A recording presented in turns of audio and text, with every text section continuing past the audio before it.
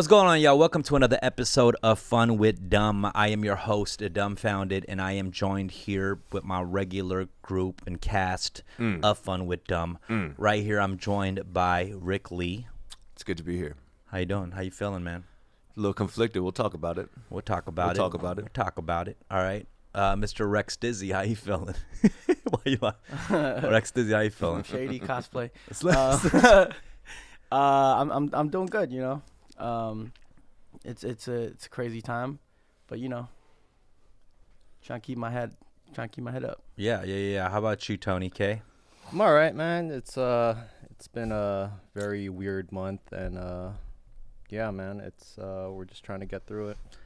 All right. Well, we'll talk about it. Start off with some good news. All 4 arrested now. You know about that? All 4 officers who took part in the murder of George Floyd just got taken into custody. That was breaking news, right? I don't know the details. So what happened? This was like an hour or two ago. All I know is Chauvin's charge upgraded to second-degree murder. They did. Okay. And 3 other officers were apprehended.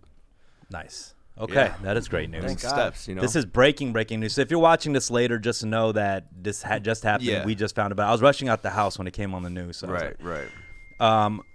And since the George Floyd murder from these officers, there's been an uproar in this country, something we've seen over and over again. It's almost like an anniversary situation, almost monthly or weekly or whatever, daily. Yeah. And we've reached this boiling point, but this feels like the movement is even bigger than your usual rallies that happen in the city and the murder or death. This is like really reached boiling point. I saw like a march and protest going on in New Zealand. Yeah.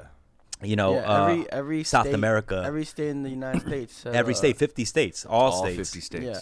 That's crazy. Even the super racist ones are like, we got to do something about this. I don't know why that. I don't know why that accent came to mind, but yeah. Even in France, bro, you know? 50 states. Yeah. That's crazy. God, And then damn. Asia too. Like That's there's crazy. those protests going on all over the world for Alaska what's was going on like, in we America.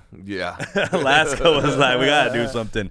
Crazy, man. Yeah, it's a beautiful thing in this post sadness, you know. A lot of mourning still needs to happen because it's fucking fresh. Yeah. That's what people don't realize. This thing is really fucking fresh. Like, it just happened, and then a lot of organizing happened, which is actually, that's the beautiful thing to see. For sure. The organizing. And that's one thing I really respect about the black community with their movements and protests and marches. Yeah. They've been organized for a very long time, since civil rights movement. Wait.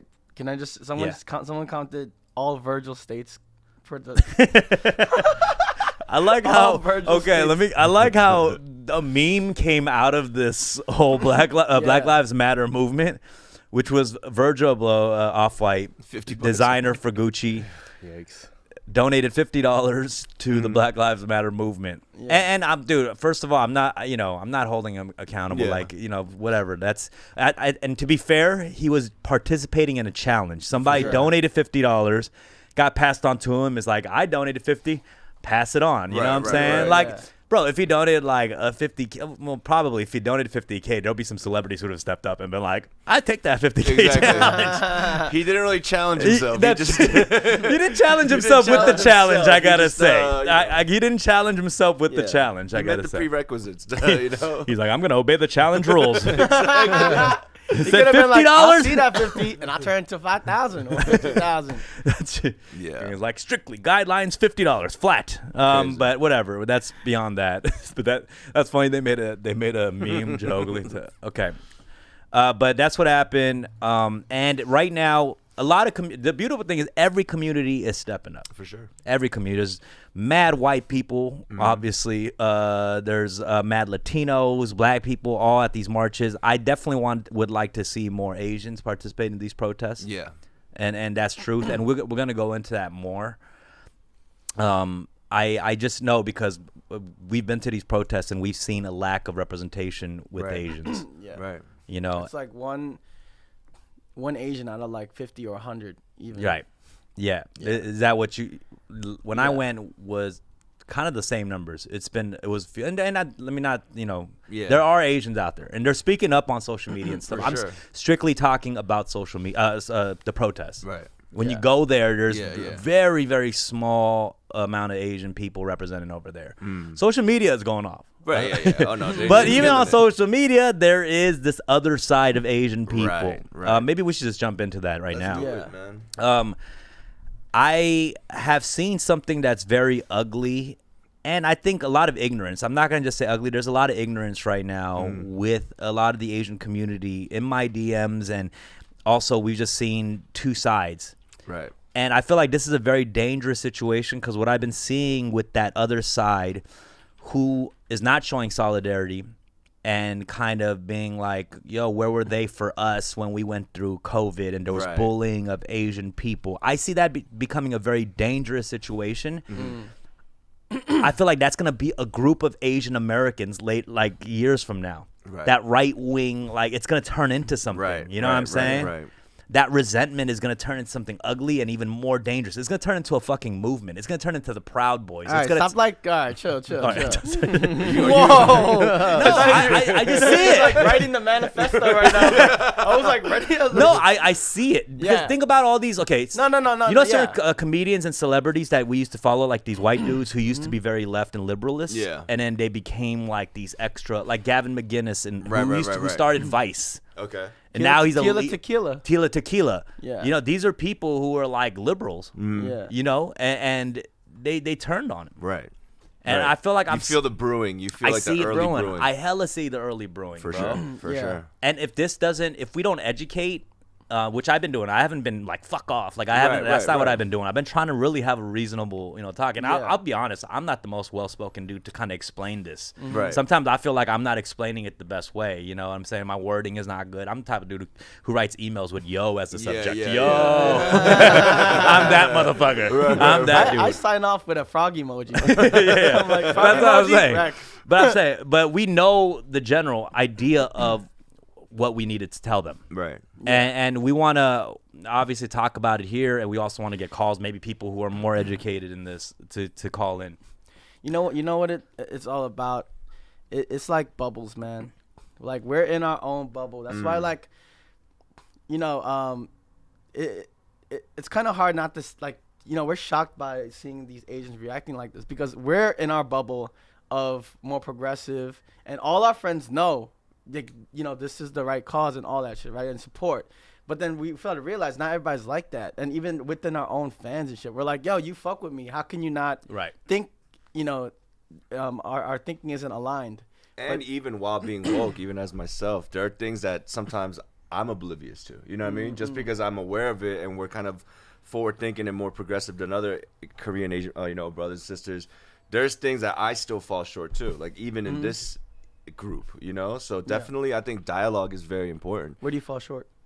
I just like little things. I mean, like in little the bedroom things like department. microaggressions or just unnecessary or like subconscious like racism. You know what I'm talking about? Just subtle movements, like subtle things like that. There are times where I have to check myself. Are you talking about that post you made?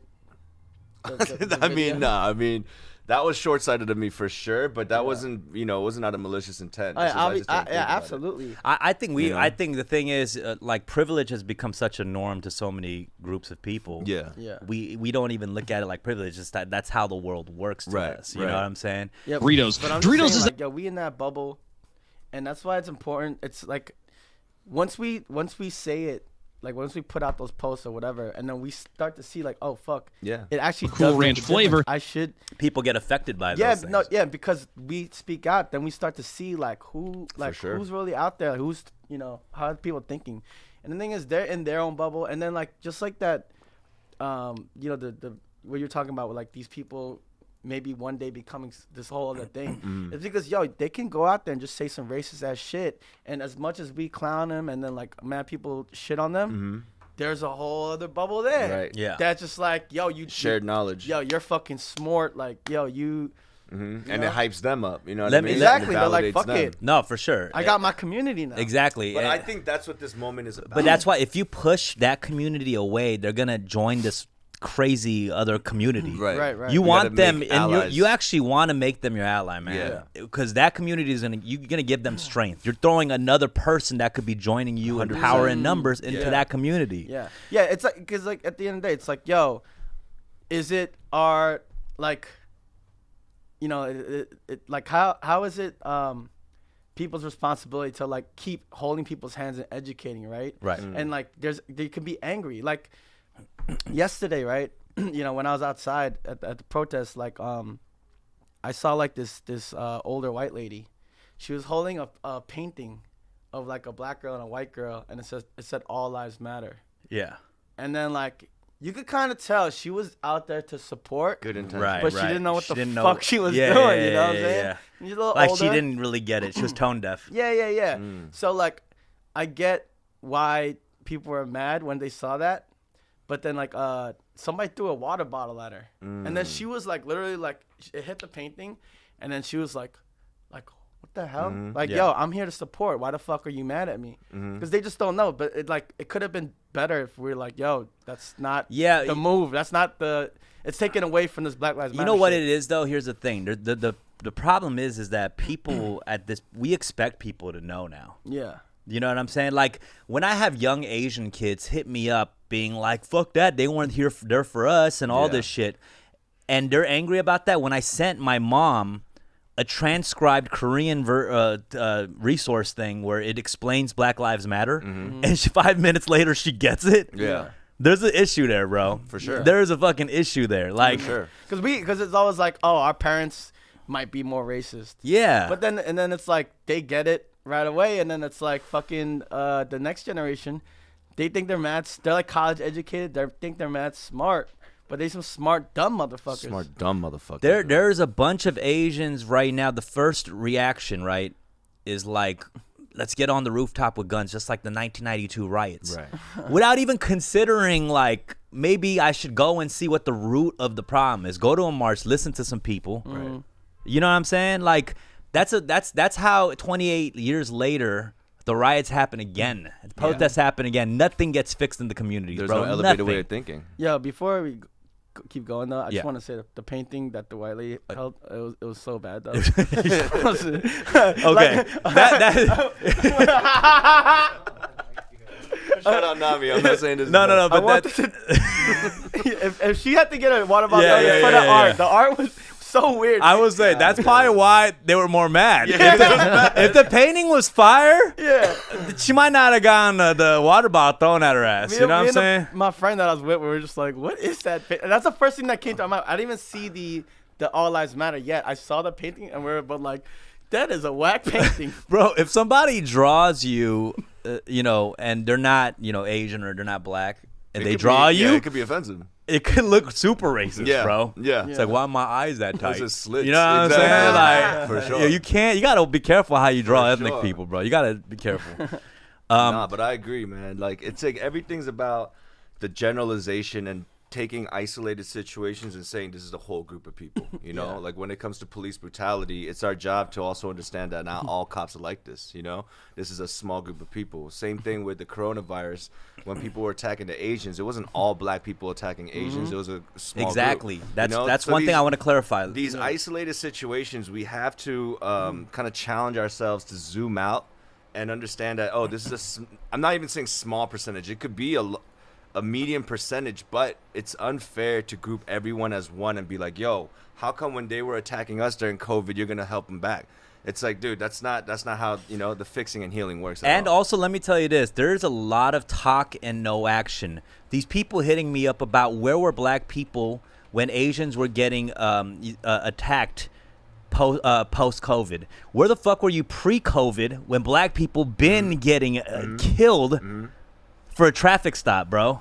You know what I'm saying? Like, this isn't. I don't understand where the audacity of that pisses me off, we need to start bro. thinking more of all of us as one body, a true unity. We have to start thinking in unification like that, because if we have isolated, this, that, anytime some tragedy happens, what usually tends to happen in the comment section is when someone is trying to stand up for it or trying to cure it, they're like, well, we went through and there's like a pity competition. They're like, oh no, we went through this. You don't even know what it feels The like. oppression Olympics, right? Yeah. You Asians don't know what this feels like. And when we say that, we don't have the right to fight back and be like, well, because it is it's a different And scale of yeah, things. exactly. And let me clarify that too. For all these Asians asking these questions about where was this, where was that, this one thing is going to be a reality check for you, for a lot of y'all, which shouldn't be. The Asian struggle and the black experience is miles apart. Miles apart. It's fucking miles apart. And you guys have to fucking understand that. That thing that Nikki Park influencer said about how when she got pulled over, she was scared for her life because the cop was going to kill her. David So said already covered this, but dude, it is the most bullshit fucking thing I've ever heard, bro. Yeah. You know that shit. I don't believe that. Oh my god. I've never driven around in she was America. like probably at like Arena nightclub and just fucking drunk as fuck, and then that's why the cops like, did some shit. If she thought if she was scared for her life, it was because the cop was black and she was saying everything she did in that IG story. That's real shit. That's why it's because she was saying racist shit to a black cop. That's probably why she was threatened for her life. Dude, that is the most ridiculous fucking thing. Those are two different experiences, and people cannot stop comparing those two experiences together. You know what I'm saying? Yeah. Right now, during Black Lives Matter, you cannot bring this Asian struggle into it. It's two different things. And it's not like we're not taking away from those struggles at all, man. And it's going to continue in our community. That community. Yeah, and that's why it's important for us to speak out, because we're Asian and we had those struggles too. And we're also saying like, nah, dude, like, yo, I saw this video of basically like 3 different generations. I saw that. Of like this older black dude, and then one that's a little bit younger, and then there was a teen, and they were having like it was crazy because they all had kind of different experience and like views on it. It kind of one guy was like, yo, it's been going on for so long, I'm fucking angry, we have to like, let's fucking burn the shit down. Because we marched before and shit ain't changed. So like, yo, let's burn the shit down. Ain't no solution. The middle dude was like, yo, we gotta fucking do better. Right. And then the younger one's just like watching both, like, what? Yeah, like, how dude. and I was just like, damn, like, not there hasn't been a time when like fucking my dad and then like, you know what I'm saying, Right. and then like an older dude than him like. Right. Have to talk about how like we're getting gunned down for like bullshit. Right. You know what I'm saying? I'm like, wow. Like, These are conversations in the black community they have with the kids when you turn 5 years old. Yeah. You know? Like when you go out that door, you can get killed. Mm-hmm. yeah, We ain't had those conversations, bro. No, we don't. yeah, We can talk about good credit, how we're gonna excel academically and stuff like that. yeah. but- It's a lot of projection, because I know also that if we get stopped by cops and shit, right?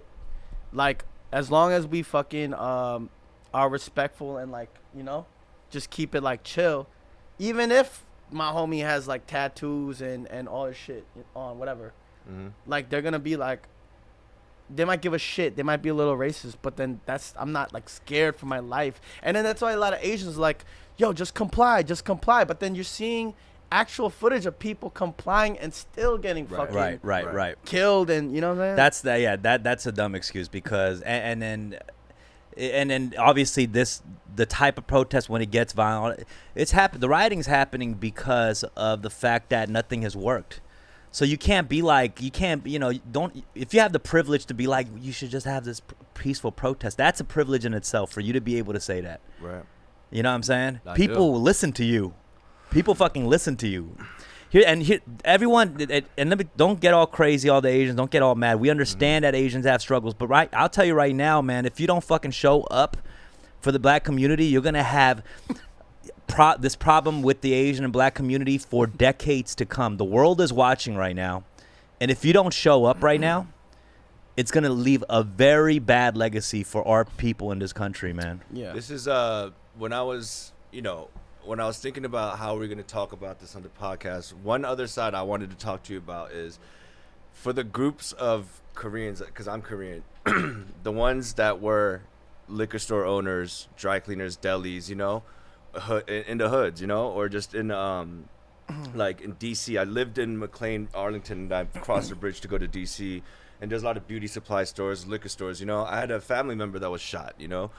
Back in the day when he was robbed. So for many of these Koreans, the ones that are in that bubble, all their life, their life was harder due to the black community. You know, and this is, you know, I'm saying this carefully, but whether it's robberies, whether it's racist shit, you know, being called chinkuk or getting shit thrown, it was usually a black person that did that in the hood, like where they were working at. Right. So they already have a perspective. So they already have a bias and perspective. Yeah. And also another thing is a lot of merchants, when they go into these verbal arguments, like Koreans, we don't like to back down either, right? Like we both have this prideful, just like not humility, but just like we'll just keep going. We'll keep going until one of us get exhausted. While seeing this, and I'm saying this from this perspective of Asians, they see this moment where it's like Black Lives Matter. It's for the blacks. There is this innate, not disdain, but just kind of like, dude, why are we giving them so much props and credit right now? Right. Do you know?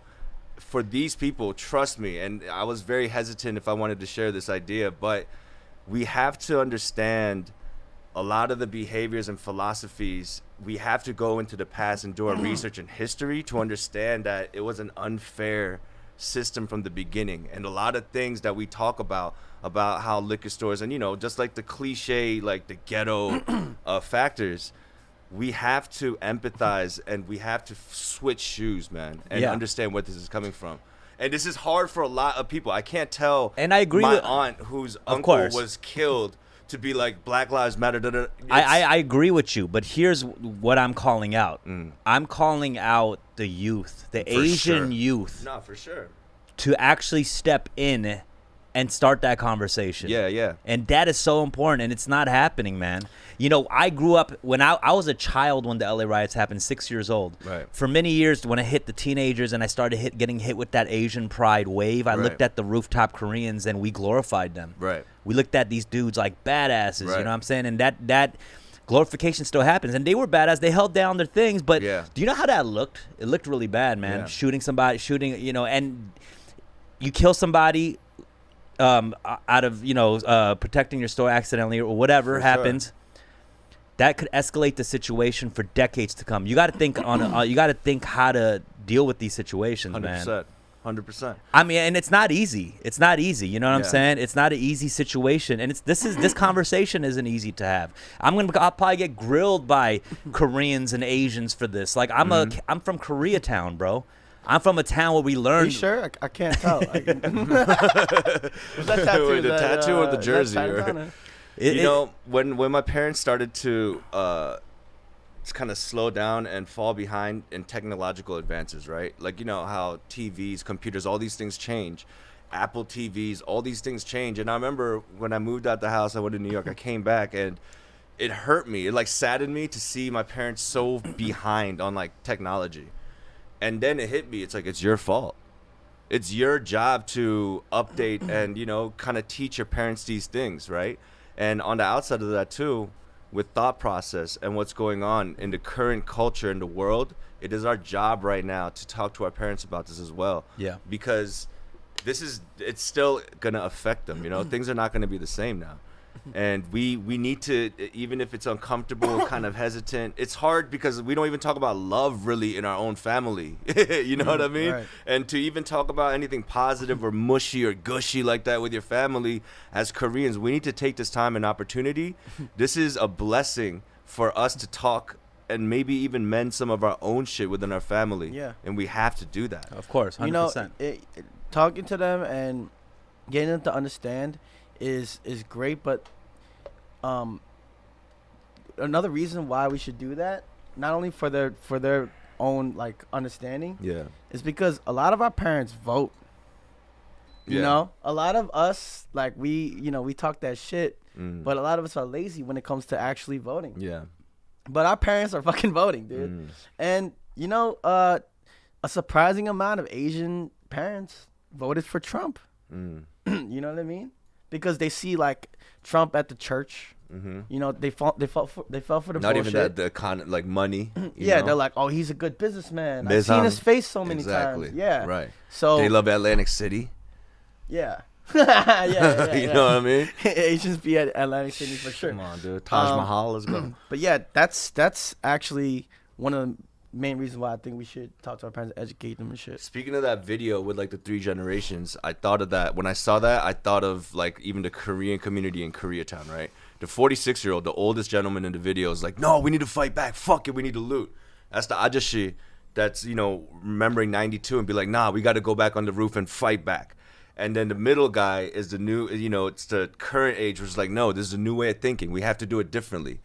Right now, we need to think about our Korean dongsengs right now. The kids who are not, right now to them, you know, I don't know exactly where they're at mentally, but back then when I was young, I'm just thinking no school. This is crazy, you know, like this is fun.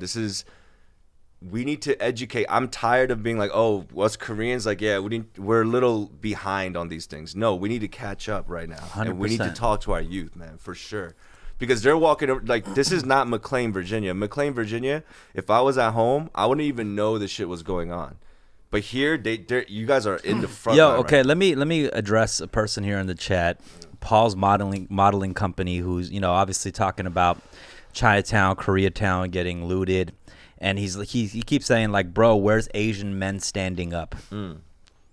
If you don't think that us speaking on this and trying to heal the situation is not standing up, you got it real twisted, man. I'm telling you right now. And don't get it twisted. There are people out there. There are people out there. I'm not, bro. Trust You me, they're got outside, man. Protect your stores, but go and listen to the community. Go engage with the community. Go to the marches. Go to the protests. Yes, I get it.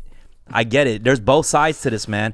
One thing I don't want to do, and I don't want to be the first reaction I don't want people to do is just do the same exact thing we did in 92. We have resources to communicate. We're not our parents anymore. We're not those ajashis who can't even talk, who don't even understand black culture.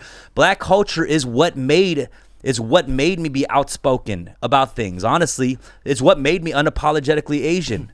That's what black culture did for all of us. We grew up on hip hop, bro. Hip hop made us the way we are and talk about Asian shit. Mm-hmm.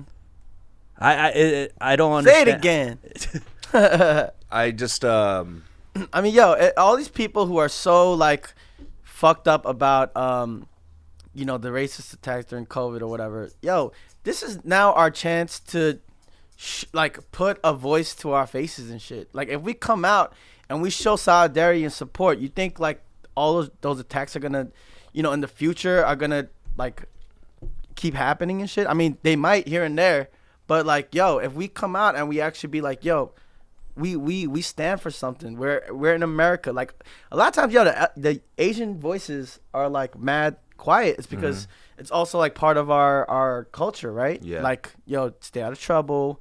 Just keep your head down, keep it moving, make your money, right? But yo, like now's the time. Like let's fucking be American too. Right. You know what I'm saying? Show that you're American. And here's the thing. I got a message today on my DMs. Somebody be like, you know, talking about, you know, how come no Asians speaking up for the Asian struggles? First of all, there has been tons. You're not paying attention. There's been a lot of people who stepped up for the xenophobic attacks, fundraisers, Shout all out that Next stuff. Shark. What are you talking about? There's been a lot of that. And they were like, when are we going to speak up and not take a back seat and fall into the model minority category? That's their voice? I don't understand. No, I don't know anything more model minority than not protesting right now, bro. Yeah. You know, and taking a back seat. There it is. That's the funniest shit. He literally wrote, Yeah. we're taking when will we stop taking a back seat and stop being the model minority? I don't know anything more than missing out on the biggest movement going on globally. Yeah. It's hilarious, bro. It's like ironic, you know? It's just, you know, in the Bible it says Satan never makes anything from nothing. He always has to take something that's good and distort it. Let's not get it twisted right now, man. We're like looters and the ones that are opportunistic, you know, the ones that are just hype beasts right now that has nothing to do with whatever's going on. That's just kind of like joining the critical mass to get shit, you know, to get stuff right now. Fuck them. What's happening now is just the levee broke, man. It's just after tolerance, after endurance. If we think about it, say their names and how many consecutively, back to back to back. If that was a Korean person every week, every month, like this is something that we need to, something has to break, you know, and unfortunately it's bad because now from something that's good, an evil thing has formed where people it's hard to distinguish. These cops can't do their job because they can't distinguish who's out there for the movement and who's out there to get a Gucci bag, you know? Right. But unfortunately, this is the reality of things, and we're not saying, yo, go listen to the looters or go listen to the ones out there that are breaking shit. It's like let's like fake news out there. We need to figure out what source is credible and understanding what we need to be supporting and helping, you know? I think, what we really do need, I mean, specifically me, because I'm involved in the Asian community. Yeah. I think we ultimately want Asian and Black community solidarity, and that is going to be a tough process that has to start from somewhere. And I understand the frustrations of the Asian people, even in this chat to the DMs and all that. Yeah. I'm not even looking at But I will tell you right now, you guys aren't even trying to start the process. That is, you can be mad at me, you can hate me, but you guys aren't even trying to start the process. And that's what makes me mad.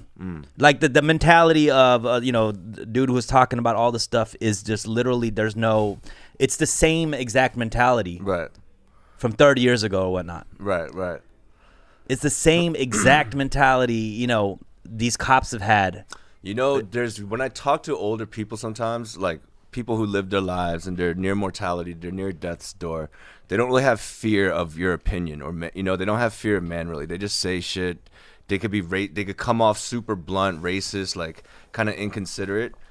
But with age comes experience, comes statistics, comes like, oh, well, yeah, this usually happens like this. You know what I mean? Through years of life, yeah, this group of people are like, they're kind of like that, And sometimes that experience and that knowledge, that generalization, can be turned into bias and racism, you know? And these people that are protecting their stores, the ones out there, I'm telling you, their fathers, with military experience, or just people who are just like, we can't just do it with talking and doing a podcast with it. Yeah. And I completely understand that too. You know what I'm saying? Like for them to be like, no, like it's like when you guys say, hey, Rick, how many prayers did you do today? It's kind of like a joke because you're like, the prayers isn't working. You have to go out and do shit. Same thing on another level is they're saying instead of just like communicating and listening, it's load the clip so they don't break our window. I get that.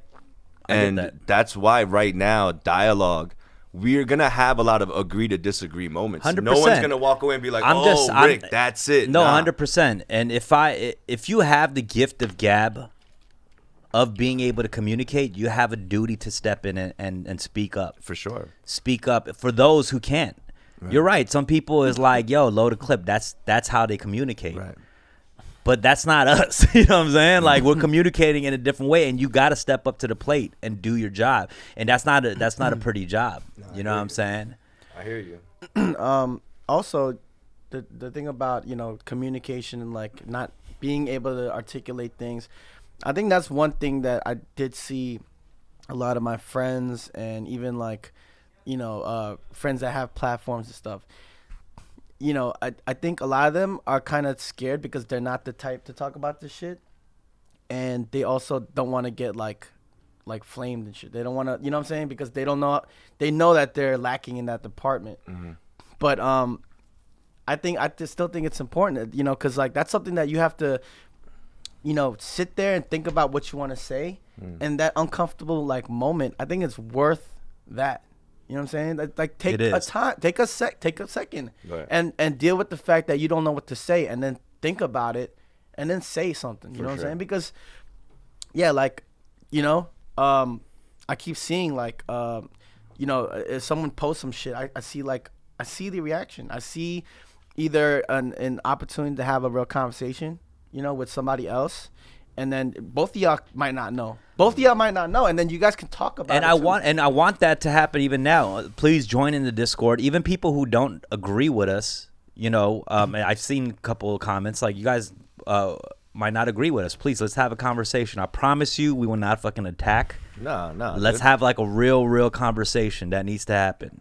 I just feel like, And let me just say one point too. Let's also just keep in mind that there are tons of Asian and Black solidarity moments, and we're just talking about something that we've been seeing coming up and trickling in. But even during COVID xenophobic attacks, there was black solidarity. When you're checking all Asian meme sites and stuff like that, you might just see it one-sided. But trust me, there has been support as well. If I'm gonna make a song called Viral talking about the attacks on the Asians, then I need to also balance it out with the attacks in China on the Africans. You know what I'm saying? Like, it's everywhere. There's inverted. We put out a color. I put out an Instagram and I put out a color blue, and I say, what color is this? There's gonna be multiple answers, dude. This is what we are. We all have our own individual thoughts. The way our hues is different. But when I said that we need to all kind of zoom out and think of us as a unit, once we have like the greater, like what is our mission statement as a whole together, and once we kind of get that right, then we could find beauty in these disagreements, bro. No, you know, 100%. and in order to get there, we have to slow it down and have dialogue for sure. And that's why the whole Koreatown roof and all that, definitely we understand why it got pushed there. But if we do that, we're just retrogressing. We're just moving backwards, bro. Yeah. You know, we have to start with the dialogue for sure. Yeah, and then also kind of piggybacking on what you said, I am glad. Like, I've seen a lot of if I post some shit, like a lot of people, like even that I didn't think were thinking about this stuff, were hitting me up with their thoughts and stuff like that. And I'm shout out to like people like Bamboo, man. Yeah, he's been in the fight. fight. He's been in the fight forever. Before it was tight to do. You know what I mean? Uncomfortable conversations. This motherfucker's had his whole career doing that shit. Yeah, Mortal Technique. Respect to Bamboo, man, for real. And yeah, man, it's I said this on Dumb World last week, but what a blessing like for us to have been introduced to hip hop and like learn a lot of these lessons early on, because like we were just getting like these thoughts drilled in us just because we thought the beat was tight. Yeah. And then we were slowly sinking in all these lessons and shit. Right. Like not just fuck the cops, but why? You know what I mean? And here's the thing. To me, I think the one thing it's kind of bugging me is that everyone wants to speak out about why they shouldn't do this, but they haven't put in any fucking work to make that community better. They could have done it without a lot of things years before. Yeah. We were talking yesterday how like this is this generation's first real protest, and then we were discussing the differences of the protests in the past, and what you said was crazy. How it was like that was pre-social media. People are reading literature, they're reading they're reading books and word of mouth.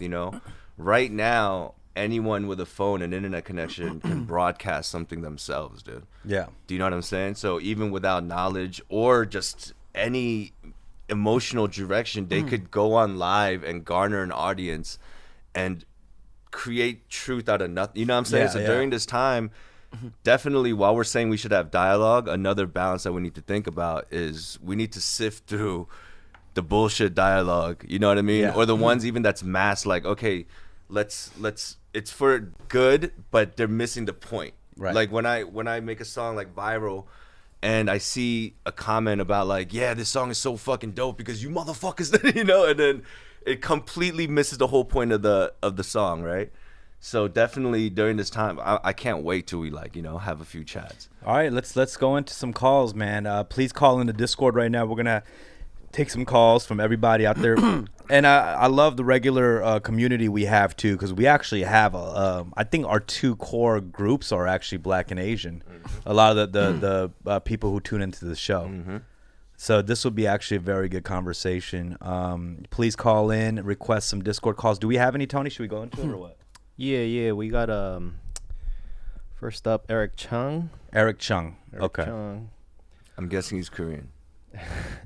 This is the perfect day for you to ask. Oh, dude. What's your ethnicity?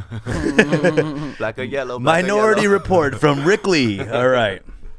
All right, while we wait for Eric Chung. Eric Chung. Let's see. All right, I'm going to give you guys like 30 seconds to join in.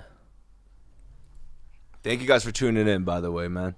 Thanks, guys, and I'm sorry if I got a little bit loud or whatever. I'm not trying to. Not fun with dumb, huh? Nah, it's just I'm passionate. Hi there. Hello. Hey. What up, Hi. Hi. Am I live right now? You're live. You're Yep, live. you're live. Oh, yo, that's crazy. I just used the restroom. That's why. So I legit just talked to my mom about like everything that's going on, and I finally kind of convinced her after our conversation You're saying he's too loud. that. To turn him down a little bit, Tony. I'll turn him down. Oh, Okay, sorry. go ahead. Keep going. But I kind of convinced my mom that like everything that like I've been doing and everything that I've been talking about, and she kind of like agreed and finally saw my perspective of it. Oh, so you actually you got through to her. Yeah, I got through to my mom, and she finally starts understanding like why I'm doing everything and why I'm speaking and acting the way that I've been like the past couple months.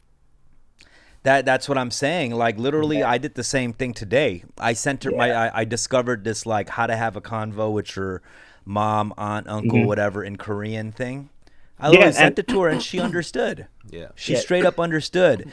That to me, that's why it's scary when you have younger Asian men or women with this mind state where they don't understand, you know. Yeah. And I get it because young people are, you know, they're fueled with fire. Yeah. You know, and they do have that energy where it can be turned into something beautiful. You know what I'm saying?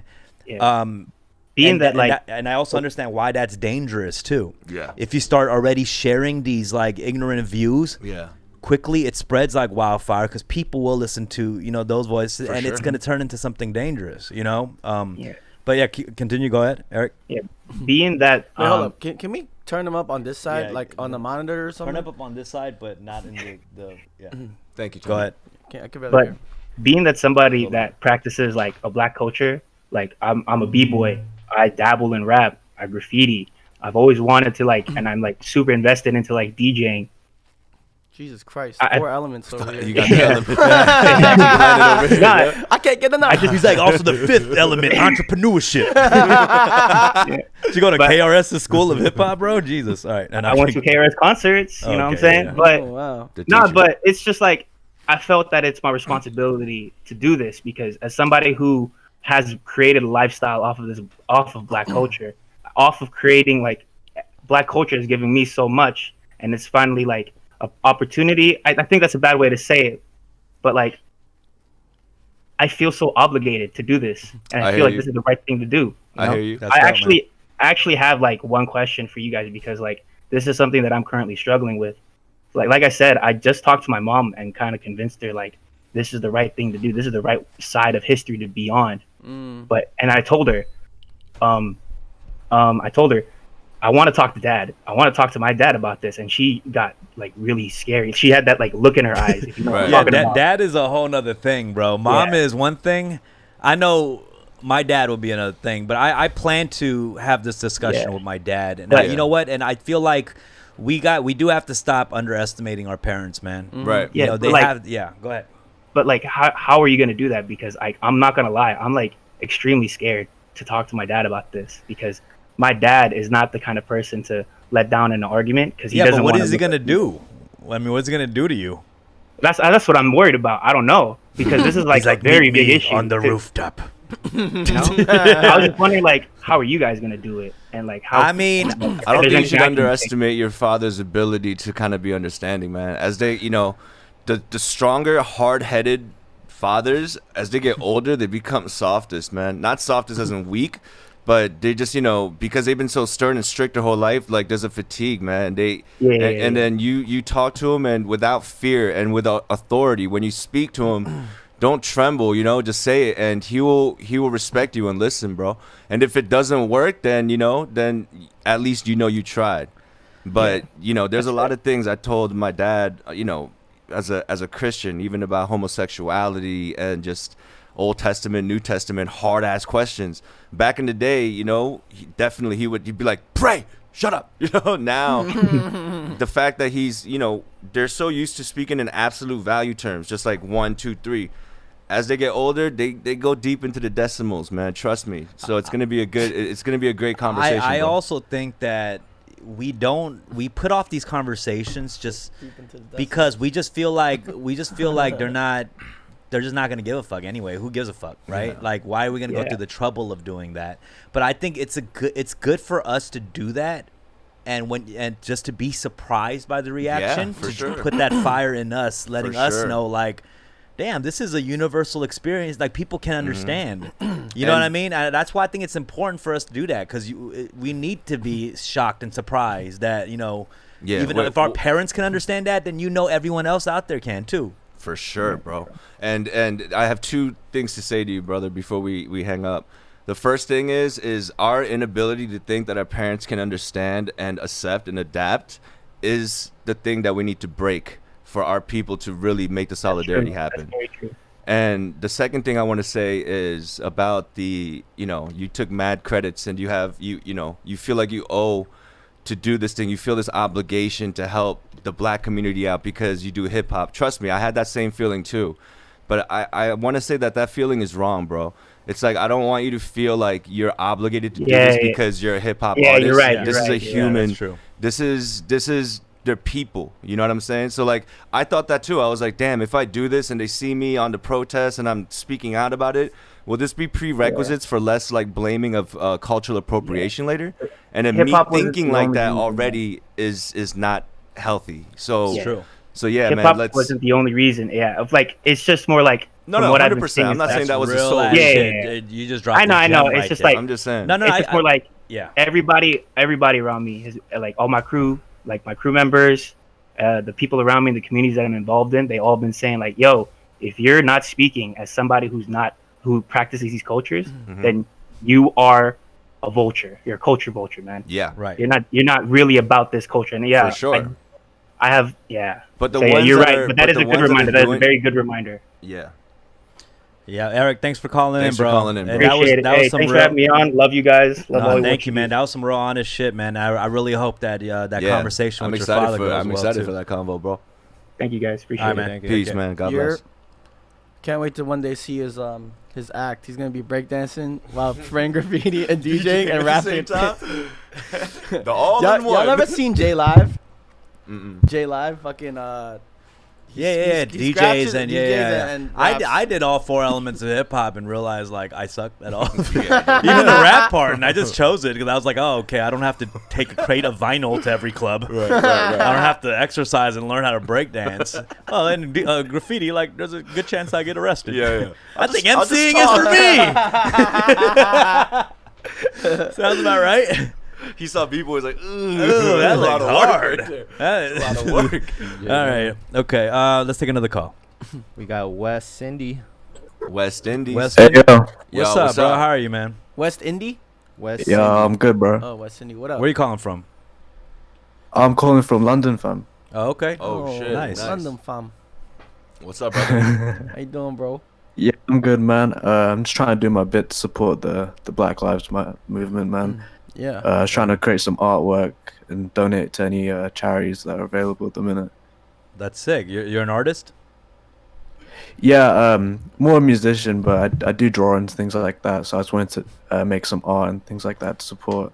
Yeah. Nice. Shout out to everybody from the UK supporting it and you know being active. For when sure. It's not even your country, you know.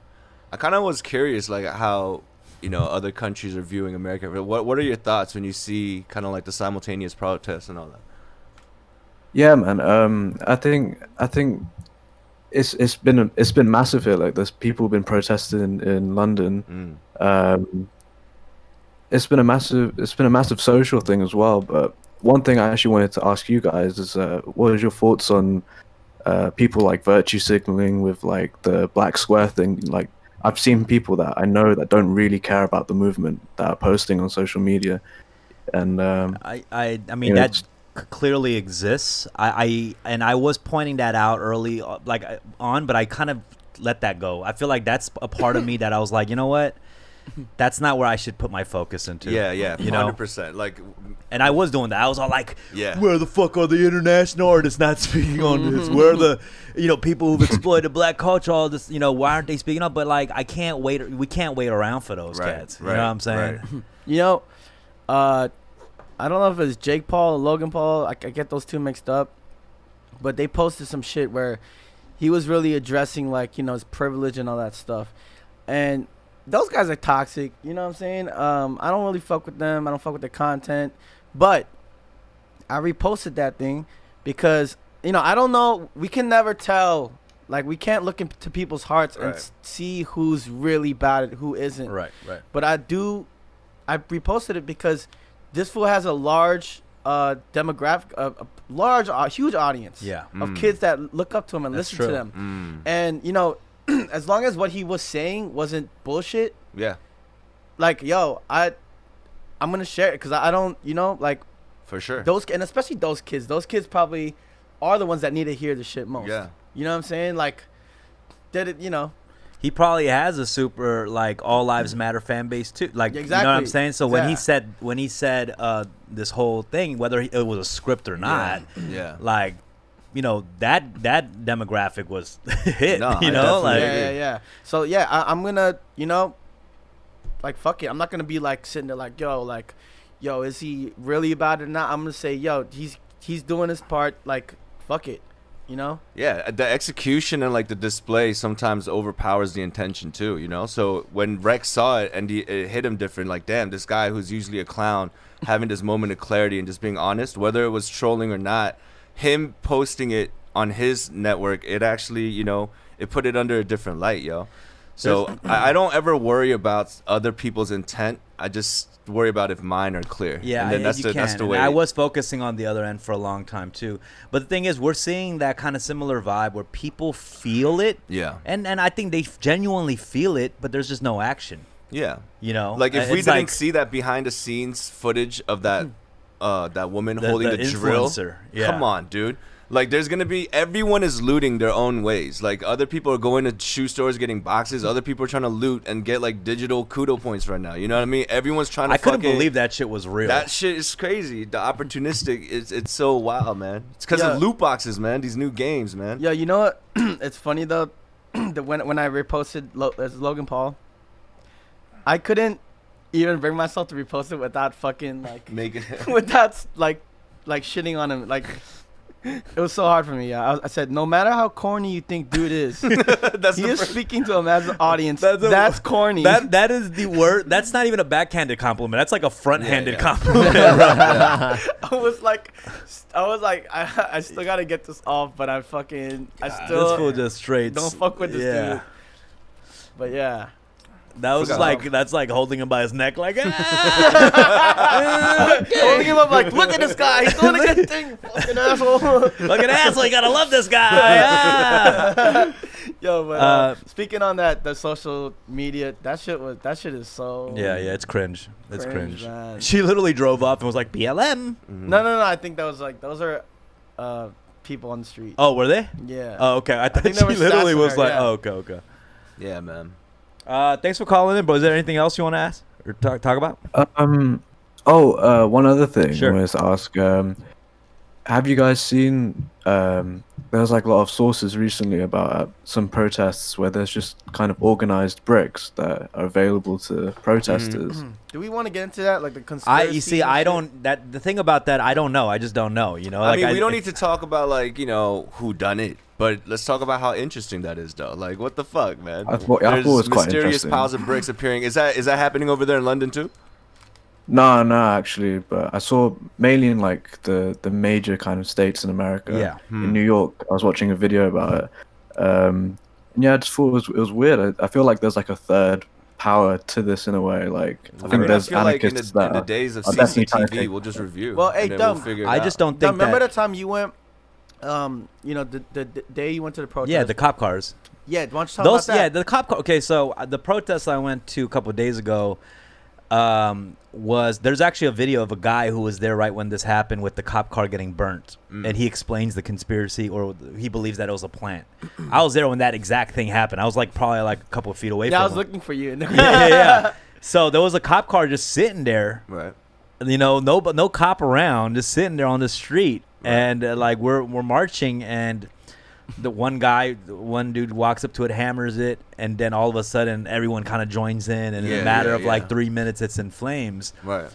But that was a little sus. The cop they didn't have a siren on the cop car too, so it looked like maybe it could have been like an old cop. Yeah. So to me, it's not about like a conspiracy. It probably was just the cops who set it up to just make everyone focus on that. I don't think it's like, let's just make them look at it just like they're damaging property. But I also think they're diverting people to damage one thing. You know what I'm saying? So, man, it's just, there's going to be things that they set up. And, yeah, definitely. I don't think it's out of malicious intent, like conspiracy theory. I mean, it's also, it could be both, but I'm just saying they did want people to focus on those cars, whether they wanted to make it look like cops are being attacked, or they just wanted the violence and destruction to go towards that one thing. I like how that as this develops, as these protests go on, people are getting hip to all that shit.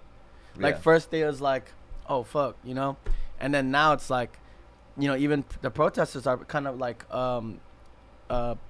policing their own people that are out there, like, yo, we don't do that, like for sure. Even the lady that the white lady with the painting, someone threw the water bottle at her and she was like, and then another protester ran up to her and he was like, ma'am, I'm sorry, I'm sorry that this happened to you, and then but that's not what we're about, I'm sorry. But then also, and he started educating her about the All Lives Matter thing. I think that's what's happening, is because the educating part is so much faster now because we have social media.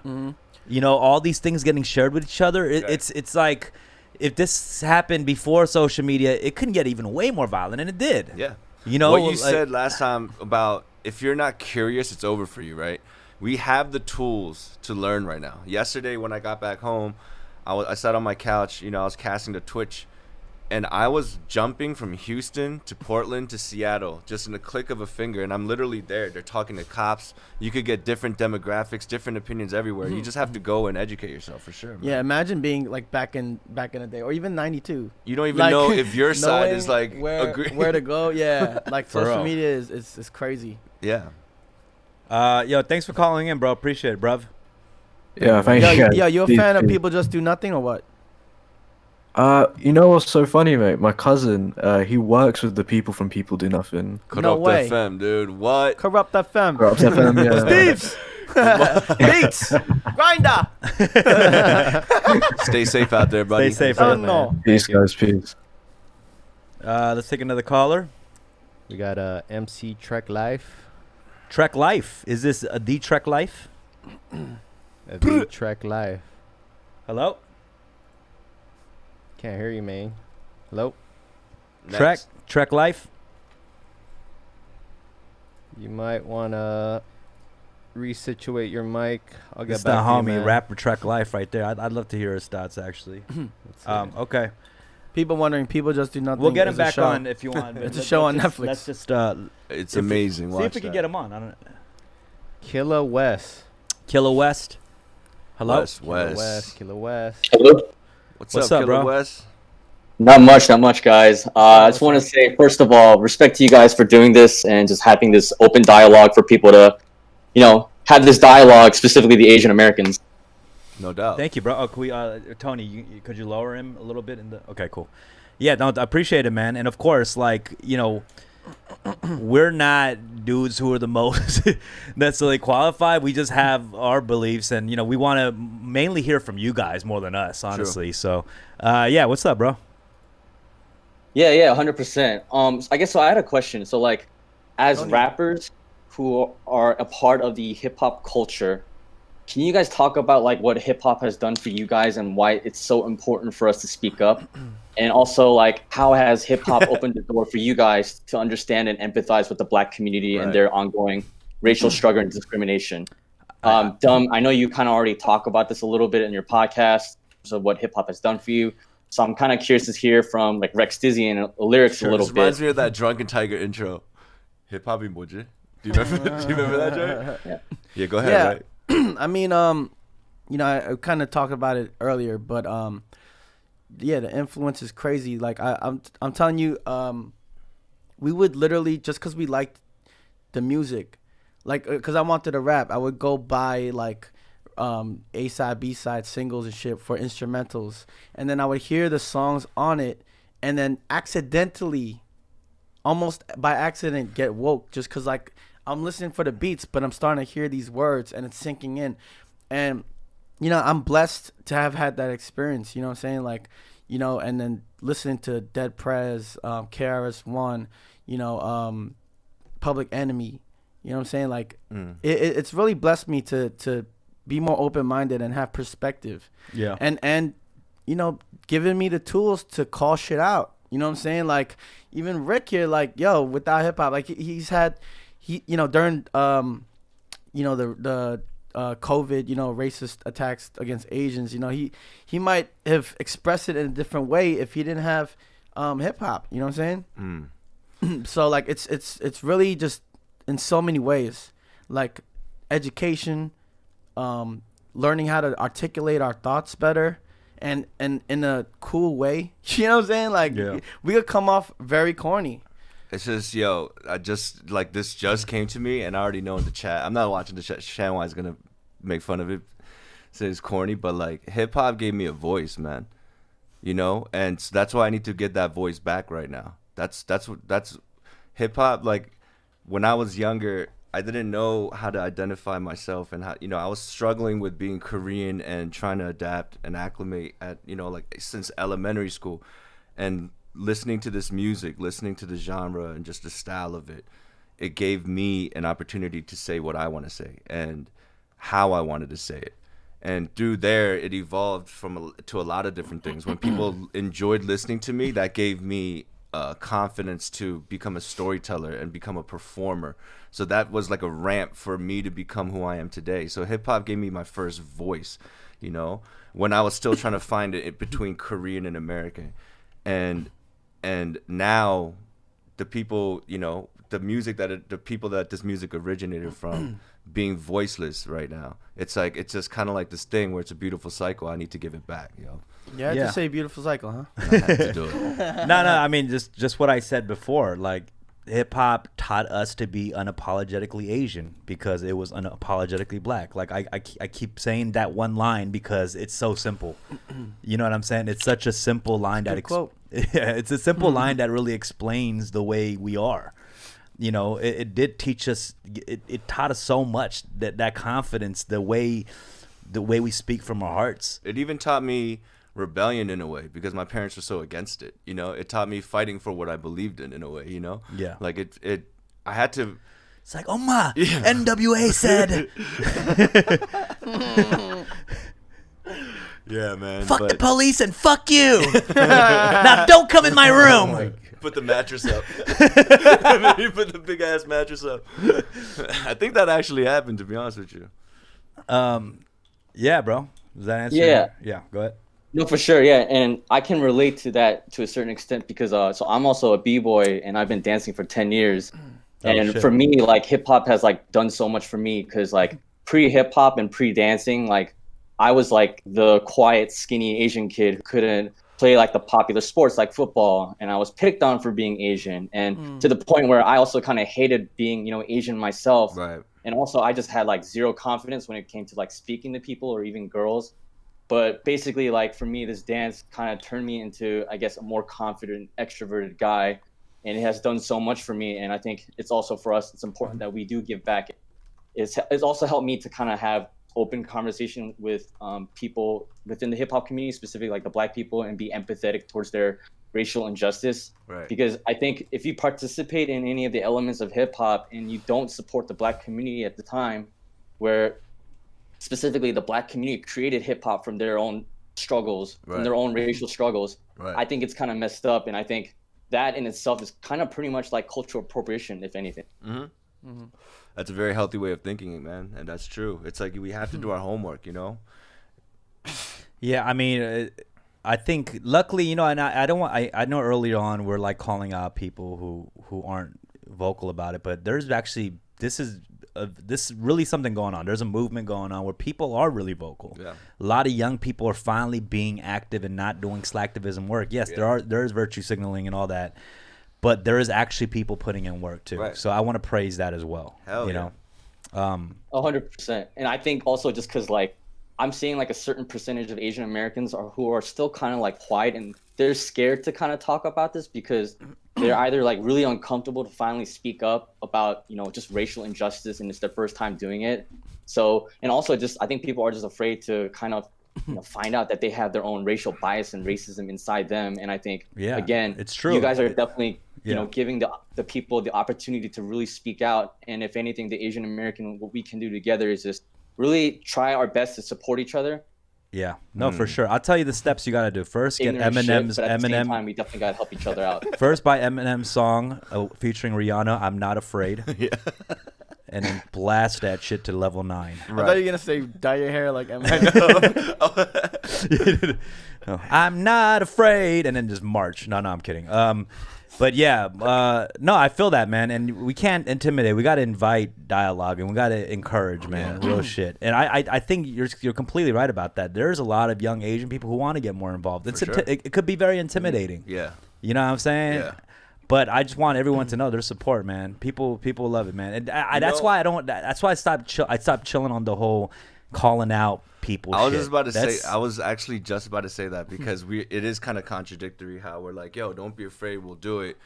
And naturally people are afraid because if they say the wrong thing or it sounds, you know, stupid, people will bash.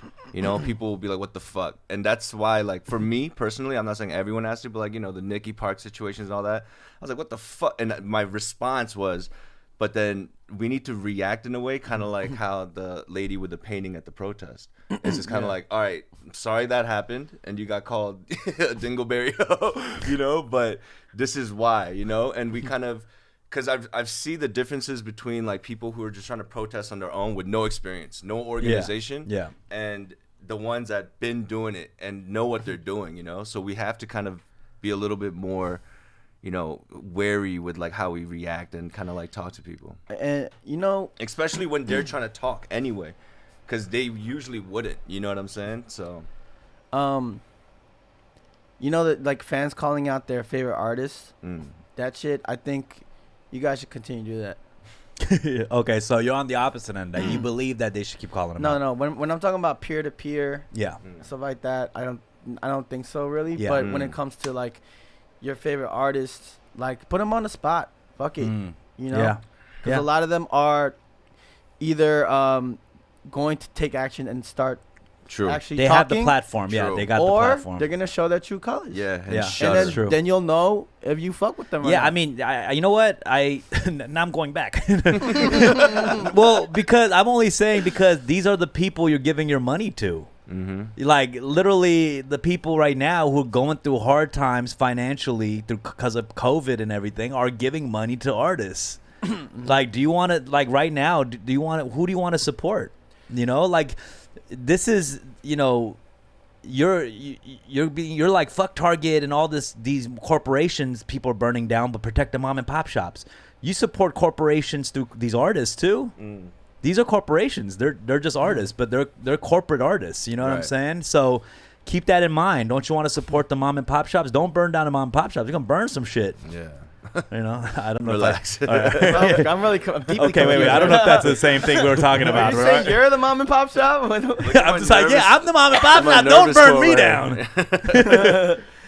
Nah, but on some real shit, you know, go ahead and I think fuck it, call them out, and you know if they have been supporting behind the scenes or they're about the cause, they're not gonna come back at you defensive. Yeah, and calling Think them about out that. doesn't mean like bashing them either. You know what I mean? Yeah, it's just I think it's challenging them. Like, yo, this is your chance. You have a platform. Do something good with it, and that's what it is. You know, and also before you do call them out though, do a little bit of research. Like just check their timeline at least once before you go all out. Cause I remember I got called out like a couple of years back, and then I was like, bro, are you kidding me? I've been posting. Like, yeah, they do that to everybody, you know. Yeah. Here's one thing I want to point out, because I did see, you know, I did post out like this also means you international artists, because people think just because you're an international artist, like what does this have to do with you? And the truth, you know how many people like they stay on top of African American culture, Black culture in America. Yeah. You know, they have songwriters who are bringing them the hottest sounds and what music sounds like. And they're keeping up with the latest trends in fashion and art. I don't think that's a cop out. How are you not on top of what's going on with social injustices? Don't make your hands like Yeah, that. yeah. It looks weird to me. Am I accidentally You're like- making the white supremacy sign and shit? I don't know. You're like tutting, man. Yeah, yeah. No, I'm just saying. I don't uncomfortable. understand. Motherfucker doing a jutsu. I don't understand how you know when like Lil Uzi Vert's album is coming out, but you don't know that Black Lives Matter is trending. He keeps going back. But you know what I'm saying, though, right? yeah, I don't yeah. understand that. So I don't think that's an excuse. And the worst part is the fans are making that excuse for them. That's trash. Don't do that. Don't do that. One of the people in the chat said, Ume Root said, don't make someone say something they don't understand yet just to appease people calling them out. Educate and state what is needed. Okay. I think that, you know, I get that. I get that point of view of like, yo, if you don't know what the fuck you're talking about, then don't say, cause you don't spread misinformation. But when you do call them out, they're going to finally take that moment to educate themselves. They probably will, Exactly. because they'll be like freaking out. You know what I'm saying? So, Bro, I could by all educate my means. I can learn about an event that's going on from an article, like, you know, in a good read. Sit down Yeah. and read. You know they're what I'm literally saying? explainers. What do you want? A fucking cookie? I'm a fast reader. You want a mic at night? His name is dumb, but he knows how to read. Jeez. That's just to throw him off. I'm actually smart. Oh my gosh. See, man. dumb is found dead, for smart is alive. Let's get the next caller, yo. Yeah, thanks for calling in, bro. Thank you guys. Appreciate it. Peace, brother. I forgot he was on the line. I know. I thought he hung up. My bad. I didn't mean hang up. He's just sitting there like, like mad cold and shit. What's up, guys? Who got next? I think we got Trek Life back on. Trek Life. Yo, can y'all hear me? What's Did I up, get it man? right? What's up, Trek Life? What's up, Trek? What's going on, man? How y'all doing, man? How you been, bro? Man, I cannot complain. I've been doing wonderful, watching y'all progress and appreciating every moment of it, man. Man, Love it. yo, thanks for calling. I haven't seen you in quite a while, man. It has been a while. I think Project Blowed was the last time. Yeah, or like a came out. Scratch Academy in like Yeah. Santa Monica, but this man here has been repping in Los Angeles forever. You know, we yeah. used to do shows at like Knitting Factory together. Yes, like sir. I'm talking early. That's 20 years now or something. I remember Trek 15 years or 20 years. You know, You know how to so sew? you've been putting in that work, and he was doing mad shit before me. Before I was kind of learning the indie grind. He was already at the street team and the posters and shit. yeah. You know, Are you in so- LA right now, Trek? I am. I'm in West Covina, where where I'm from. Or whatever, Yep, so, 66 yeah. represented. Okay. 66, yeah. It's funny, man. Real quick before I make one quick point. Dumb. I keep missing you in Hawaii. Like whenever you leave, I fly in because I'm out there. Oh, So next damn. time to catch you. Yeah, man. But, We'll see each other in 2022 in Hawaii. Yeah, right, exactly. When Yeah. we can get outside. Have you been listening to everything we've been talking about? I have, man. I wanted to note that this is very therapeutic for me, man. I was around in '92. I won't get too deep into my family history and Sure. bore everybody, but you know, my family comes from kind of deep-rooted places in the South where racism is pretty heavy. So we learned it from the very time we first learned to speak. Like we learned just to be prepared for how people might view us as Black people. But my grandmother, particularly, was very, very seriously anti-racism, like against anybody. She hated prejudice. You know what I'm saying? So in '92, just to kind of throw a story out there, in '92 when the riots happened, we were actually in Oakland. When we came back down, there's a store up the street from where I used to live on 110th and Hoover called Lee's Market. And they was getting ready to burn it down. You know what I'm saying? Yeah. And everybody from 110th and 11th, I mean everybody down to the 5-year-olds stood around that store and said, heck no, y'all can't burn this store down. Wow. That's You know what I'm dope. saying? So there are moments of solidarity that people don't get a chance to see among us. You know what I'm saying? Because Hell yeah. there is this division, there's this propaganda, there's the idea of Blacks being criminals, there's the idea of the model minority, which nobody placed on each other. Like nobody gave those ideologies. Right. We were given those were placed on each other. So if everyone took a step back, I mean, you know, I don't like to be all kumbaya or whatever, but if everybody just took a step back and just listened. I mean, if you as a Black person, I love being Black. I love every moment of being Black, and I understand all the difficulties of being Black. But if you, as a Black person, cannot understand how a person who owned a store in Koreatown would feel about the '92 riots and feel a little apprehensive and different right now, like you're not listening, you're not paying attention. Right. And we have to listen to each other. And I think that's what hasn't been happening.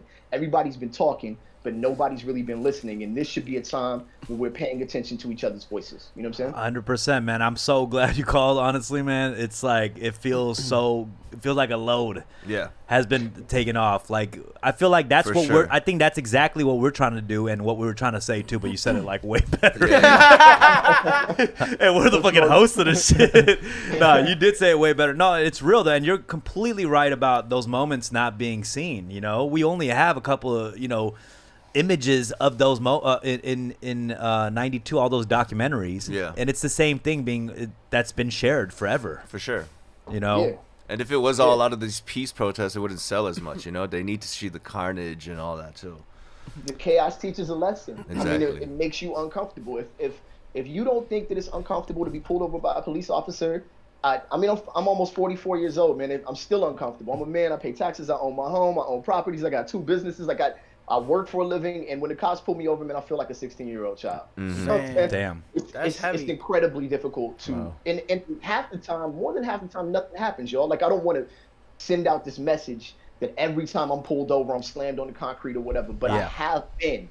You know what I'm saying? I have been with no criminal record. So it's impossible to understand somebody if you do not listen to their experience, and that's what this time should be. Before, if you're not out there protesting, you should be listening. You should be paying attention. No, that's real shit, man. That experience is something that the other communities cannot relate to. You know what I'm saying? It's a very specific Black experience. Let me ask you this, Trek. Sure. For an Asian person who brings up recent xenophobic attacks because of COVID towards the Asian community, which there's been videos of the Black community participating in this, and not all have been Black. There's been white too and all that. But I think a lot of these internet media outlets, a lot of the videos have been between the Black and Asian community. How would you address that? First of all, to see it is embarrassing for me. It's absolutely embarrassing for me. It's hard not to take responsibility for every action of your own community, right? Like you feel like, man, come on, dude, what are you guys doing? You know what I'm saying? Right. And what I will say directly is there's no excuse for it, and I refuse to make an excuse for it. What needs to be done is anybody that's listening right now that is you know what I'm saying, of Pan-African culture needs to check your homies, check your cousins, check your uncles, check everybody that is out there perpetuating this racism and violence and prejudice towards Asian folks over something that come on, who are you blaming at this point? And matter of fact, I'll tell you this much. Even if the individual was to blame, it is not your place to attack them in that manner. You know what I'm saying? Right. So I have been fairly vocal about it. You know what I'm saying? With everything going on, it's like social media is one post to the next. It seems like you're just like posting an outrage every 10 seconds. Like, yo, stop assaulting Asians. Yo, stop beating up Black folks. Yo, don't do it that way. You know what I'm saying? Exactly. But, my direct comment to my direct answer to your question is there is no excuse for it. And if you are a Black American, you should not be excusing it. You should be calling it out. And you should be deading it right now. And then I'll tell you right now, that's the responsibility we have to bear in our communities, hold accountability for our community, and that's I think how we're going to show solidarity, like with communication between you, cats like you, and us, to really facilitate and speak the language, of our people, like as we bring it back to the community, Exactly. That's what we did. That's what we all did, man. We all got in. We started rhyming. We started DJing together. We communed together. We broke bread together. We failed together. We succeeded together. Like, we've done all this together as artists and as communities who are speaking our voices from different platforms, different zones, different backgrounds, different parenting that kind of crosses. I don't know, I got spanking, so I don't know if y'all did, but that's where I tend to meet in the middle. But we come from different backgrounds and ideologies, and it's very important that we turn around and say, yo, I know Trek, I know Dumb, I know, what I'm saying, Duke Westlake, I know these individuals, I know the type of people that they are, so don't turn around and make up this story that they're anything the news tells you they are. I know that person, he's just like me, and recognize the difference, but respect each other, you know what I'm saying? Right. That's what's up, Trek. Yo, I appreciate you calling in, man. That was super needed right now. That was amazing. Oh, yeah. Much love, man. Bombs. I appreciate y'all, man. Keep doing what you're doing. I love y'all, man, and thank you guys. And really, really, really love y'all success. I want to make sure I haven't got a chance to tell y'all that. watching you and your crew, and I really, really appreciate what y'all doing. Yo, man. Keep it Trek, up. much love, man. I hope we can catch up real soon, brother. Hopefully so, man. Holla at me. I'm around. Yes, Peace, sir. Trek. Take care. Peace. Trek life, ladies and gentlemen. Go follow that man. I wish I had a follow him, button man. with the ill explosions. We gotta load up the soundboard. applaud. We gotta get the soundboard, Tony. Yeah. I got you. Tony has 3 sounds. He's like, yeah, sick ass fool. Pretty dope. Pretty dope. That's a funny idea to think that Tony like doesn't even want to like put energy into saying that, so he puts it on the soundboard. How'd you know? That's all the soundboard right now. Tony talking right now. It's all soundboard. Oh my God. Much love, man. I'm loving this dialogue, man. I'm Yeah, telling right. you right now. And please, man, like, we're here really. We want to listen, man. I really don't want to fight with people. I just want to converse, you know. And let's put away our pride. Pride could be a monster, man. You know what I'm saying? Pride is a monster that can really destroy our own community as well as the solidarity and the work people have been doing between 2 communities. Right. You know what I'm saying? Put that pride aside, man. Real shit is a monster, bro. Okay. Who's that? What are we talking about? Yeah, let's get AK. I think AK's been just in the chat going crazy. AK's got an AK. Oh right yeah. now. Oh shit! Hold on. Hold on. Let me lower you. Let's adjust the volume. AK is the young homie who's very vocal. At a lot of protests, at a lot of campaigns. Been seeing this, and on Twitter, this motherfucker on Twitter like every fucking 15 seconds tweeting some shit. What's up, bro? You hear us? AK? I think he's readjusting. Okay, Right now. AK. Am I supposed to Right. hear the volume from the stream? Because it'd be like lagging, right? Nah, yeah, don't focus on the stream. Just Turn focus it on the down. Discord. You just talk to us here on the Discord. Okay. Yeah, what's up, What's bro? up, How bro? are you? All right, so yeah, what's up? What up, y'all? What up, Dom? What up, Tony? What up, Rick? What How up? you what doing, up, young what up? comrade? What's up? Just chilling, bro. Yeah, I wanted to just start with the point that Trek Life said. Like, a lot of the solidarity that goes beyond Black and Asian people is not seen, bro. Because like, Yeah. I seen the street side and the school side. So when you in jail, the Asian fools roll with the Black car, right? People don't see that, and I feel like a lot of Asians don't realize that. I don't know. This may be my personal experience, but Black people have come to bat for me more than vice versa. You know, I haven't really seen much Asian people go to bat for Black people the same way. Like, but that's just maybe me because. And then when I go to school and I go to the Asian American classes and the African American classes, you never see no Asian kids in the Black classes, but you see Black, Hispanic kids all in the Asian classes trying to learn, you know?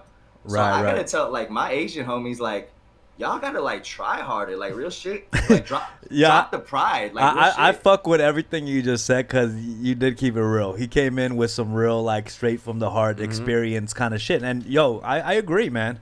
I agree. I think that part doesn't get shared a lot. You know, that those moments of solidarity that we've all experienced. You know what I'm saying? And another thing is like what the homie Eric said, how like he was kind of afraid to confront his parents. Like what you said, like Malcolm taught us how to be rebellious. So I feel like Asian kids got to kind of like stand up to their parents a little bit. Like they don't just send us to school to get educated just so we could follow the same like outdated fucking shit that they follow. The whole, you know, like we gotta teach them. Yeah, you know what it is? I think not all the time it's fear with the parents. Like I'm afraid to talk to my parents. I think Asian kids a lot of times have given up on their parents, you know, Facts, I have. with educating, you know, and I've been there. Yeah. You know, I'm like, I'm trying to explain some shit to my mom later. I'm like, no, it's not important. Yeah. Because I don't want to break down, you know what I'm saying? But I Like, think, it like, gets we- you know, frustrating. Facts. Yeah. It's kind of like a push come to shove thing, cause like my mom, like as much as I tell her, you gotta kind of be wanting to be receptive to the message to like want to take it. Right. And sometimes you gotta just kind of like wait for people to like. Society comes to a point where it doesn't really give people a choice at one point, you know. And when it comes to that point, people gotta make a decision to draw the line in the sand. Like who you standing with? Yeah, no, that's real, man. I should have taught my mom the internet. I dead ass didn't. Oh no, damn! I see you tweet about that shit. Like I don't, I like my felt mom bad. too, bro. Like. Yeah. I was like, that would have solved all this problem. Like, No, but another thing with like these Asians that keep talking about like, oh, Black people do us wrong and shit. Like, bro, my grandpa wasn't like he got his shit fucked up in the riots too, and like, it's you just gotta come to a point where it's like you were just like kind of collateral. Like it wasn't like personal. You feel me? Like And I don't know, I truly believe in like forgiveness and second chances, like cancel culture and all that shit. Like, you can't just demonize people, you know, like they could come back and be someone. I don't know. Tell me what y'all think about that. No, I get you, man. It's just the thing about it is it's not as easy for everybody else, you know, and we got to understand that too. You know, I understand. Dude, you have experience. Well, you have tons of black friends. Not everyone has black friends. Like Asian kids, a lot of these Asian kids are probably hitting us in a DM, probably don't have many black friends. Mm-hmm. No, you're right, but I think that's like, you kind of got to throw yourself in the fire. I feel like a lot of Asian kids live their lives trying to avoid any type of confrontation or conflict. Like, you kind of got to, like, just, like, lack of a better term, just straight up not be a pussy and just kind of throw yourself in the fire. But here's the thing. That's the thing. It's funny because I think a lot of the Asian kids think they are, you know, being bold or stepping up because they're like down to fight for their people. If you want to be really bold and brave, you got to fight for everybody, man. Exactly. You got to fight against your own people. That's the hardest thing. That's really stepping out and having courage, man. Really stepping out for somebody who is not even your, you know, like, you know, and then it's I don't know, I lost my train of thought, but you know what I'm fucking trying to say. And it shows you like your character, because that's like true courage. Like, stop being a sheep and just like, you know, you feel the pressure from your people. They say one thing and then you like fold. Like, I don't know. That's why I feel like I got to stress education the most, because you're not going to let people sway you if you're educated. Like, you know, if you know the shit yourself, you're not going to let someone tell you what the fuck it is, because you know what it is. It's tough, man. And that's, you know, I'll tell you right now, I had that same issue for me. You know, the most recent challenge for me to step up and be bold was speaking on the K-Town, you know, 92 riots and the rooftop Koreans and talking about that, because I knew that what is my people going to think of me? We have such deep-rooted history with the relationship, you know? And I was like... They're right, too. And sorry, keep going. Yeah, but the grander scheme of things is like, no, I have a duty, man. You know, this could become a very, very dangerous situation for years to come, and the solidarity between two communities, man. Right. I just knew the type. I know the type of friends I have about how they feel about this, and I know that they necessarily can't communicate the way I can with the people. And if I have that gift and I have something and this knowledge that I have to share it the proper way, man. Yeah. If you think that, like, you know, cats in your community can't speak up, you have to. It's your duty to speak up, man. You have to, man. Yeah. No, definitely. Big facts. But it comes in like two sides. Like, you'll speak up, and then the people kind of agree with you, and then the people that kind of push back, and then you kind of got to do the work like there too. You got to kind of like teach them. And oftentimes it comes with a lot of tenuous energy. Like, you know, it's a lot of like. And you can't really be afraid of that. Like, shit, a motherfucker might want to fight your ass, you know, and fucking, it's just gonna come to that one day. Like, I don't know. We were talking about this the other day. You know, I was talking about how this week has been such a heavy week, but you know, there's people who have had a heavy life because of their skin color, bro. Walking out the fucking door and getting pulled over on a traffic stop. 500 years, bro. Seeing their grandparents and their parents brutalized, like that shit. I don't know. Like, people don't understand that again. I think we really got to look. I mean, you know, and this is something we were not going to cover all in this one podcast. You're going to have to educate yourself, but know that it's deep rooted. It goes back generations, you know, and the history of this country. And you gotta really educate yourself on that part. We're talking kind of more surface level stuff, I guess, right now. Yeah, but for sure. I mean, AK, we all agree that empathy is needed. You know what I'm saying? On like a small scale, large scale too. Like, we need to empathize with the people that are having tough lives, not just tough weeks. And also, we need to zoom in and, like, I see, you know, if you're fiery, you got that energy, you see that strength, you've been through shit, so you've been calloused, and you kind of fearless the way you speak, you know. But we also have to empathize that some people are not like that, you know. They're just not like that yet, or they haven't had life experiences where they have that boldness that you do. So to move as a unit, we also have to empathize on the fact that it's just, everyone has we all have to switch shoes, and everyone has their own okay, let me thoughts, ask you this, Rick. What would you do? Like, if you're trying to communicate, like, what is the right way to get them to speak up? Do you do the boot camp style? Like, don't be a bitch. Like, no, or do you play it by ear? I think I want to interject. Everybody's different. Yeah, it's just, I think an open forum is the best way. Just having like interaction like this, like having a live chat like this, and having, because when you say something stupid or ignorant, it gets snuffed out in the comment section. The people are there listening. The audience becomes part of the truth, you know. And that's true. And the beauty of having an open forum is if I say something wrong or I say something that may be off, I could learn. It's just a real time situation. Yeah. Like Well, what honestly, Trek was saying. What Trek was saying. My bad, AK. What he was saying was less monologues, more dialogue, more conversations, right? So Yeah, everything was one way. Same thing with, I mean, you know, not to get spiritual, but like same with prayer. Like if you just think it's a one-way communication and there's no dialogue, you might as well not have a relationship with it. That's not a prayer. You know, that's not a prayer. That's a sermon. Just, no, or a wish list or plead, you know, but to have dialogue, you have to also listen, dude. And to be honest with you, I've learned that recently within myself. It's like, dude, I thought I was a great listener because my output is so good. But I realized I need to work on, you know, Same, listening. 100%. I'm not a great listener too. Yeah, so that dialogue is necessary. But go ahead, I AK. My bad. completely agree with you. Like, I'm an I feel like amazing honestly listener. to truly change someone's heart is really hard to do it in like a public forum. I feel like you gotta sit them down on like a one-on-one, like where it's not like you're trying to like sun nobody or no, you know what I'm saying? Yeah. But Like, I mean, I think like this kind of size, it's like talking about a small home church or like a mega church.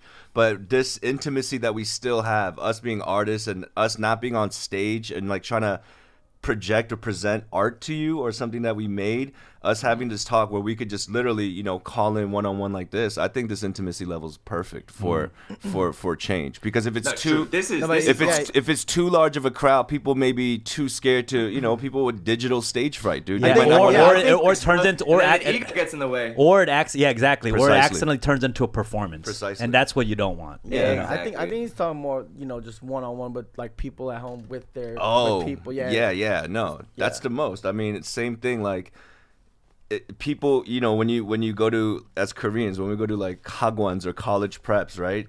Yeah. The more expensive one is the one-on-one tutor. You know, you always definitely that one-on-one. You know, you get education system so fucked up. Yeah, bro. yeah. Like, This you guy- get kids in the class you and could be shit. saying the same thing to one person, but then if there's people there, it's a different message. Yeah. It's like that thing, like people don't really care how much you know unless they know how much you care, right? Sorry, I didn't hear. I'm not gonna lie. I just nodded. What'd you say? Or like people don't care how much you know unless they know how much you care. Like we don't give a fuck how smart you are unless you're down for the, like, you know what I mean? Right. I hear you, man. It's Right. just right now the oversaturation in all aspects, man. Art, info, I realize that I don't have the capacity or the energy to really keep up and discuss like, yo, which one is true, good intentions, what's bad intentions. I realized if I think that, I'm gonna be exhausted on my output. You know what I mean? So I'm worried about what I'm doing and where my heart is really at. obsessive about that too. Like you guys said, I don't really like to check people like, oh, motherfuckers being fake and this and that. But it really does leave like a disgust in my mouth when I truly know someone really not about it and they just faking it. You know what Maybe- I mean? Well, maybe- what's the thing that's bugging you right now with everything going on with Black Lives Matter? Like, what have you experienced recently that is something that, you know, feels It's grinding your gears, dude. not authentic or grinding your gears? Well, I guess like when you guys brought up the black square thing, I completely agree with you guys. Like, I'm not trying to like, at the end of the day, you post it and that shows solidarity. That's cool. But like, I don't know. It's just funny when I see people be posting selfies this whole fucking week, haven't even mentioned that shit once. You feel me? Right. And they post that shit, and it's just kind of like, I don't know. I'm not trying to hate, but obviously, like, I can't help. Like, you know what I mean? Like, oh, that's kind of weird. No, I agree with that. I think that's completely tone deaf. Yeah. You know what I'm saying? That's like going to a funeral and like, you know, I don't know, playing reggaeton or something. Exactly. But I don't want to be the guy to like check them, and then they're gonna feel some type of way, and then they're just gonna like, you know what I mean? Like, Right, well, if you're right. a bitch, you'll do that. If you're not a bitch, you'll like take that, and then you'll like try to learn from it. No, I hear you, dude. It's just like, you know, people like to participate, you know what I'm saying? And with that black square thing too, like I'm pretty sure it had good intentions, but because it was like, you know, people putting it up and then people putting it down saying, oh, don't do this, it became like that. We're losing focus on the real thing, you know what I'm saying? So there's a lot of distractions like that. So I don't want to even think about, is this person putting it up? Oh, if they put it up, good. I want to have the benefit of the doubt. They're doing that because they, you know, they're trying to push the movement.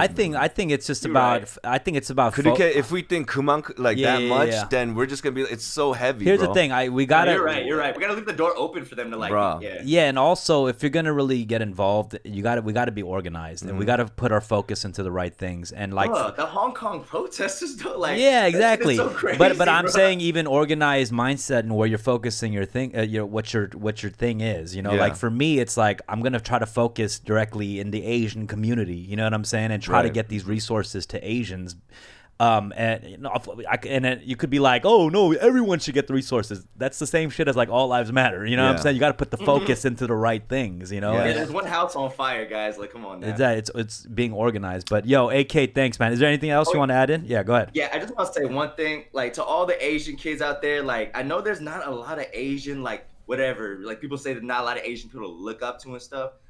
Bro, I grew up just straight up idolizing Bruce Lee and Malcolm X, and I feel like a lot of times kids or like Asian kids, they'd be like, oh, I don't want to be criticized for like acting black or like too black, like, you know, like there ain't nothing wrong with that, bro. Like, show love. Like, what's wrong with idolizing Malcolm X? Like, you know what I mean? Learn from that. Learn from everybody. Don't matter white, black, whatever. So that's just what yeah, man. I mean, I think people, I think a lot of times people get it twisted about. There is a cultural appropriation with black culture, but there's also a lot of people inspired by black culture. Don't attack the people who are inspired by amazing black heroes, man. Yeah. Don't attack those people. Like, oh, you talk black. They're always trying to shame you. Yeah, man. Don't attack those people, man. You know, these are people who look up to other black heroes as inspiration. That's a good thing, man. You know what I'm saying? Yeah, and imitation is the biggest admiration, right? So I don't know. It's just like y'all don't do that shit with like motherfuckers who follow these white heroes. Why are you gonna do that? You know, on this other end. It's that white supremacy shit, bro. It's just like conditioned into us to like shame anything that's like black. You know what I mean? It's fucking whack. Yeah, exactly. That's a good point. Yo, AK, thanks, man. Okay, thank you. Hey, love, y'all. Straight up, love. Yeah. Join us next time again, brother. You brought up some really good points. Thank you, bro. Thanks. Peace. Young AK. Who else we got? We got some good combos, man. This is fucking that was great. I love this shit right now. Let's go. We got Let's take about 2-3 more and then call. I think we got a lot of good points across. Oh no. What's up? Oh no. Hello. Yo. Oh no, not Joe. Yo. How you doing, man? I think you just left. Oh no. Yo. Oh no. Hello. Oh no. Oh no. Yo. No. Keeps Yo. Hello. We can try Oh no again if he's not coming through. We'll come back. It was always weird about people who said like I act black. And then I had people saying I act black, and I had another group was like, "You're whitewashed." I was like, "What am I?" I was like, "What am I?" Yeah, it was a weird thing. You probably say you act black because you rap. You act black because you back. But then, like, I guess like I sound kind of like I have that when black people make fun of white people voice. Yeah. But that's like my natural voice. Right. It's like, okay, my bad. Discord crashed real quick. Let me restart it. Is that the buffer? What is that? All right. Okay. Right. Yo. Who we got? You back? Hello? 5 more seconds. All right. Okay. I'll get back. We'll try again. No. Sorry about that. All right. We got Freeloader MC. Freeloader MC. How you doing, man? Broadcasting live from his girlfriend's couch. Yo. What's up, brother? Hey, how's it going, guys? Good. What's up, man? What's good? Good. Yeah, how you doing, bro? So I wanted to get you guys' thoughts on like how, since one of the officers involved in the whole in the killing is Asian, I just wanted your guys' thoughts on like how it makes us look as like a people, because I've been hearing a whole bunch of different things. I've been hearing stuff like, you know, because like kind of the racism is deep rooted within our culture, and that's kind of where it starts from, and that's kind of why that kind of takes a part in why there was an Asian American in part of the killing. So I just kind of wanted your guys' opinions on that. I don't know I think there is some grounded basis on that statement. Yeah. Well, first of all, do you hear us? Hello? Yo. I think he has us muted or something, because he hasn't been responding. Hello? Do you have us muted? Oh. Could you check that? Yeah. Can you hear us? Wait. Hello? Yo. Yeah, I think you're listening. Yeah, you're listening to the Twitch stream. You got to listen to the Discord, bro, because I think there's gonna be a lag right now for you. Oh, my bad. No, bad. not a problem. Yeah. Oh, for sure. Hello? Okay. Yo. Do you hear us live right now?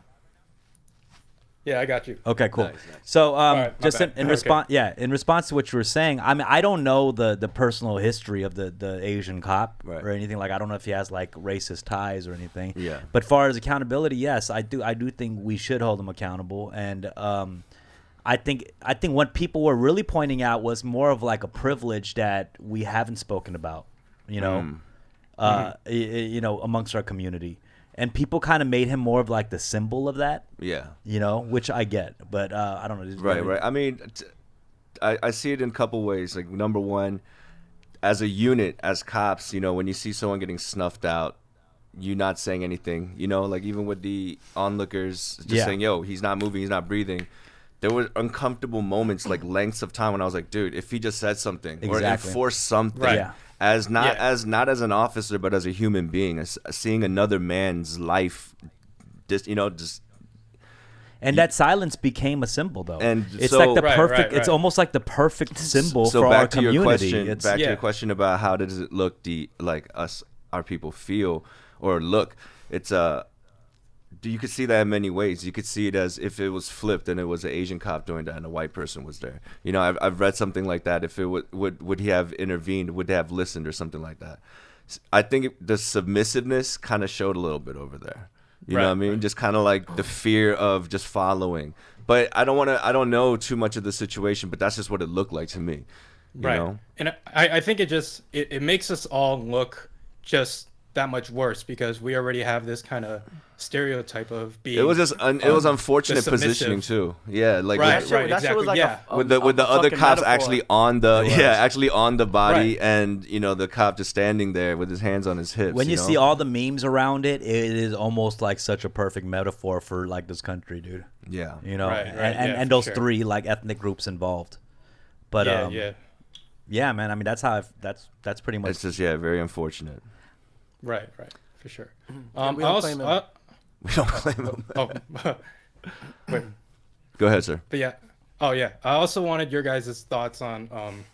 So I've been hearing some Asian folks saying that they don't want to be in solidarity with Black lives because they haven't seen, because of like you know the racism against Asians due to COVID. They haven't seen any Black people stand up for us, so therefore they think that they shouldn't stand up for Black people, which is a statement I completely disagree with. I think we kind of covered. We covered that early, but we will repeat it. Okay, for sure. We repeated just saying, I'd like to challenge them to see if they stood up for Black people before COVID. This isn't a new event. You know what I'm saying? This has been going on for a long, long time, bro. We're talking even before 1992 Los Angeles riots. We're talking the beginning of time of American history. So I'd like to challenge them with that. And also, dude, the Black civil rights movement laid the foundation for these protests and how to protest for people of color all across the country, man. I'll tell you right now, that time is going to come, and you'll see, man. We'll see what our legacy will be in this country. I really encourage people to be on the right side of history. Not only protests, but they help get legislation passed and shit that we, rights and stuff that we enjoy. Yeah. Right. I think it's outside of, unfortunately right now it's a color thing. There's going to be different groups of victims or people going through oppression, but that's what we're fighting. It's the oppression. It's the fact that the system can be doing this and enforcing stuff that they want to do. We're tired of that bullshit, so that's what we're fighting for as well. Right, for sure. I also see it as like you shouldn't be fighting for another race because you think that they might be able to do something for you. You should be fighting because it's a human thing. It's something. It's a human thing. We have to see. It's human nature. That response already tells me their mentality is us versus them. Which is not the mentality we need to be having. Or not even versus them, but just us, and them. Right. It's just, I completely agree. Yeah, it kind of sounds like a justification of their own racism. It's like they're using the racism against them as an excuse for their own racism. Yeah, and when a young person says that to me, it's like you have old mentality. You have old racist roots mentality of the way the racists were thinking back then. You know what I'm saying? And That's dangerous to me, man. Young people with that mentality is so dangerous, bro. Right, for sure. Man, thanks for calling in, though, bro. I'm glad. I feel like we kind of addressed that a little cleaner this time around, anyway. So Okay, for sure. That's good. We're just talking, man. we We're were just like, talking. we didn't have anything really prepared coming into this, which we probably should have. But thanks, bro. Appreciate it. No, I was like, yeah, I definitely enjoy y'all's podcast. Like, Awesome. Thank you, brother. Appreciate everything you guys are doing. Yeah. Thanks for contributing. Appreciate it. Thank you. Okay. Let's take one more. This what do you feels think? good, man. Yeah, it feels The great, dialogue man. is I nice, love dude. it, man. This is like I want to talk to someone who's not, in the chat room that was kind of, what was he saying? The guy who he was kind of like disagreeing. I invited him to talk. It was like Paul's modeling company or something like that. Yeah, okay. We got Saw. He was waiting for a while. No, that would be great. I'd love to hear his perspective on it For because, sure, I understand everything he's been putting. Yeah, he might not even be disagreeing. He We could might be. be They saying could the come same- from a business, like a family business sure. that got destroyed. I'm sure there's different perspectives, and I get that. But I'd love to hear. I would have loved to heard that. But he's not here in the chat, I think, anymore because he was like, "Fuck these fools." We got Saw up next. Who? So, Saw. What up, Saw? You and what's up, guys? Saw, What's up, man? Saw, dude. What's So, good? yeah, I just wanted to echo like what you guys said just now, which was like a lot of the rights that like we Asian people enjoy right now is thanks to the Black community and Black civil rights activists that have been putting in the work for like literally centuries.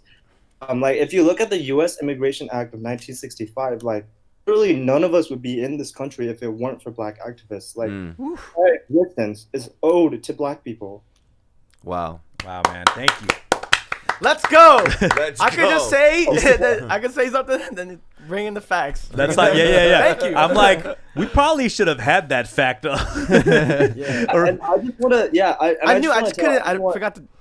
Go on. Did you know that one? Yeah. Oh yeah, we knew we were getting Yeah, to it. no, I knew, Obviously, we but I were just gonna get didn't- to that. Yeah. It just slipped my mind. Go ahead. Yeah, keep going. Yeah, and I just want to tell everyone in the chat, I've been seeing a lot of like anger and rage against, Asian communities being hurt by the Black community during like protests and riots and stuff. And like, it's okay to feel angry. Like this is a very tough time for all of us. And if you're feeling angry, if you're feeling, frustrated, upset that our communities are suffering because of this, the anger is misplaced if it's directed at Black communities. We need to be angry at the systems that like allowed this to happen in the first place. And Yep. And like you need to put that energy and anger towards like things that are going to help our communities get out of this, things like defunding the police, calling your representatives, signing petitions, emailing your representatives, find out who represents you and do the work that is going to help our communities heal and bond instead of just in this blame game between different groups of color when it's really the white supremacist structure that holds all of this up. Yes, sir. The protests, Facts. all that stuff is dope. But like, what's next? What's the end goal? What do we want? I saw some, live footage from the scene, and then I saw, the cops, the protesters and the cop, they were right face to face, and then the protester didn't exactly know what they were saying. You know what I'm saying? And then it was just kind of like, damn, like that's kind of, represents like what's kind of what I see going on. Everyone just yelling. Yeah, we need to find. Yeah, like you said, we need to find real solutions. But that's the truth, though. What he just said is so true. Like the work just isn't being done. The extent of their work is literally putting a comment under some Instagram and complaining. Could you explain to me exactly, like when you say defunding the police? I've seen that everywhere. Like what does that entail? Taking away from their budgets. Like so, and how does that like taking away from their budgets to go where? Like just explain to me like I'm done. Back into the community. Take like LA. Put more money into education instead of militarizing the police. The percentage of like the budget is going to police and being taken away from like programs to help build the community. Right. Jobs.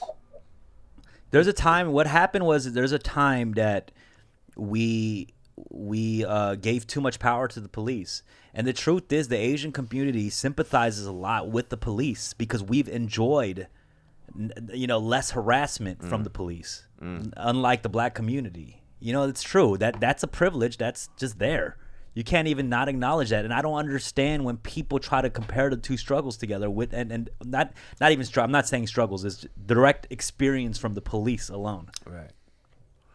I don't know. Yeah, man. I mean, a lot of people upset. Yo, who's this caller right here? This is Saw. Saw, yo, thank you so much, man, for dropping some gems over here. This is like, that was well fucking needed, Is this Saw or Sauce Tech? Yeah, I'm Sauce Tech in the chat. What up, Sauce Tech? What's up, What's Saw? up? Yeah, I appreciate you, man. Love you, That was very needed. You know, another gem dropped in this conversation today. Great guy. Thank you, bro. Is there anything else you want to add to this? Actually, I would love to hear more from you. I mean, basically just like, you know, the research is out there. Like, I am someone who's also learning during this time, and like I encourage everyone who's listening to this right now to go educate yourselves. And you know, if you dive deeper and deeper and deeper, you just realize all these different things that'll allow you to know what the next steps to take are. And it's out there. You just gotta look for it. That's all. Awesome, Saw. Thank you so much, brother. Take care. Thank you. Thank you, Saw. Appreciate you, man. Yo, we got one more special guest. Sure. Who's this? Let me see. Man, this has been great, guys. Everybody in the chat, thank you so much. Thank you, guys. Oh yeah, we'd love to talk to. There's the guy right there, Paul's Modeling Company. I mean, I'd love to hear the perspective. You know what I'm saying? Please share with us. He said not join the Discord, Paul. But we got the homie right here. Let me see. Can you further elaborate? He said not everyone has Asian privilege. I'm talking what Asians, but I'd love to hear from you what you're talking about. Because I got a comment the other day. This is another comment that I got. There was a guy, the Asian dude from like, he grew up with mostly I guess black people in like like a project neighborhood or something. Mm-hmm. And he was talking about, like he was really saying like, I was picked on every single day and all this shit, what are you going to say to someone like me, They want to just show love to the Asians who, have that privilege or whatever. I say it like this. Once you become, when you become a part of the system, like say you got, there was a story with that white kid who joined the Crips. Do you remember this? Like, it was like he joined like some kind of Crips or something like that. Something happened. A shooting happened. Okay. It's something I'm saying like a Crip gang. And like somebody got shot. And when they went through the judicial system, he's the only one that got away scot-free, clean. Mm-hmm. It's the same situation. They were all in the car or whatever. It came across the same thing. I'm just saying there is a privilege that exists. You know what I'm saying? And we can't ignore that. My bad. Go on. No, go ahead. Go ahead. All right. There's so many issues. Even within the Asian community. East Asians. Don't always include like the South, East Asians and all that stuff. Like, but right now this is the issue. At hand. But then that's some stuff we gotta work out too. My writer homie Jay King. He's calling out a lot of these like upwardly mobile like Asian doctor and like journalist types. He's like, yo, you guys saying you don't claim the Officer Tu Tao, you never claimed him. Yeah. You know what I'm saying? Because he's not Korean, Chinese, Japanese. Right. Like there's issues, but at this moment, I think we gotta focus on what's going on. But there are a lot of issues to be addressed just within our own community. I think, and it's great that we're having those conversations now because of the things going on. Yeah, and you know what? Stop. Let's not keep pointing the fingers. And it has to all start. It has. Turn down the stream. Who's that? It has to all start from somewhere, man. It has to all start from somewhere. Just like it really starts from the man in the mirror, man. Real shit. That's something I just made up completely. No, but real talk, man. Just just take away all the bullshit and just look at yourself. You know why people are upset during these times, like even more sometimes, is because people are telling them how to feel. You know what I mean? People are emotional. You can't tell the person, the nephew of the lady who got acid thrown on her, and be like, "Yo, we need to worry about."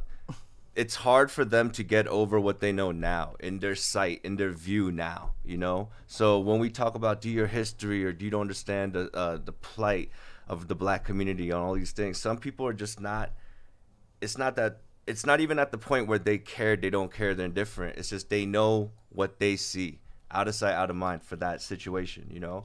So during this time of unrest and everyone is kind of vocal about it, even the people that are not being vocal, it's not that they don't want to be vocal.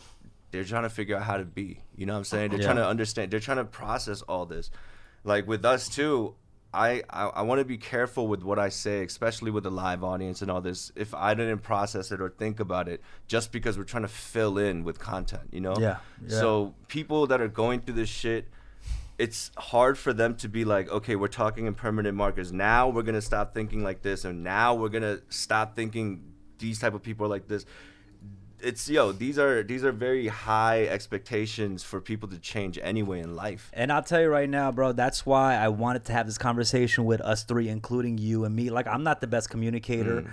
We all aren't. But us combined or literally shows like how different people communicate or empathize. You know what I'm saying? And you know, the same dude, Paul's Modeling Company, is thanking you. You know, for real. He seems like a Korean cat from K-Town, NYC. So that's real, man. Just it's the conversation, man. Like, at least we're creating the dialogue. You don't have to like me. You don't have to like him. You don't have to like him. But at least I just want to bring up all the points. Let's bring up all the points. Sure. Let's put it on the table. Let's even get callers from the outside. Let's have a dialogue, man. Yeah. The internet is not the internet is a tough place to have these conversations. Right. You know what I'm saying? We look at a comment, we got to come back with a snarky remark. Think and about it just continues. When you're in a relationship, how toxic texting could be. Just because the words that you see and read, like, you don't know what tone, how she said, how we said it. It's like we need to have dialogue. We need to have this type of real time conversation, man. It's beautiful, man. Let's get to the caller. We got one more special guest. We got the homie J Key. Oh, there he is, J Key Cho, the voice of NY. Yo. Righteous. Where is he? He should be in here. Yo. Hello. J Yo, what do you know? Yo, what do you gonna know? What's up, bro? Hold on. J Key.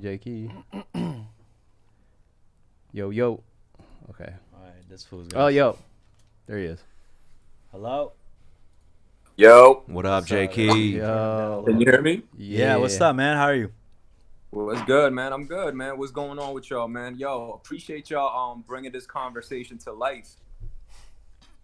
Yeah. No worries, bro. I mean, it's just, we were gonna have a podcast anyways this week, but you know, we had to address it. Like, we're not gonna address it. We're gonna talk about summer. Yeah, let's talk about Tiger King. Did you watch the series? Yeah. What's up, bro?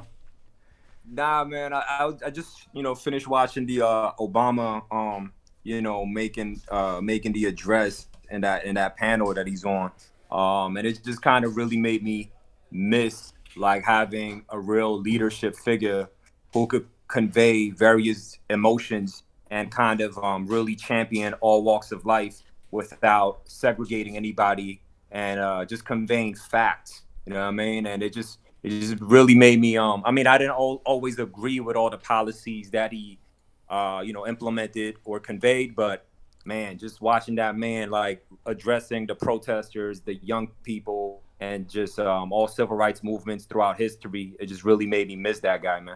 Yo, good point, man, for sure. Yeah. Like, even in a family situation, in parenting, if you see the parents kind of tumultuous, just violent and being insensitive, it trickles down to the kids, and that family setting is there's an unrest to it. So like, even with us, with the government to look up, like when we see the photo op at the church with the tear gassing and all, and we see just like crazy insensitivity, it's like, how are the people that's supposed to, how are we supposed to get tranquil with it? We can't find peace when the leadership's like that. Yeah. That's a good point. We didn't talk about that, but just going all the way to the source. Yeah. But like, even with terrible leadership, we found pretty great organization and unity, honestly. If you look at what's going on in this country with that terrible leadership, like, obviously there's things that went kind of wild in the first few days or whatever, but things are even getting more, organized and everything. Yo, Jackie. Yeah. What's up? Oh, my bad. You got something to say?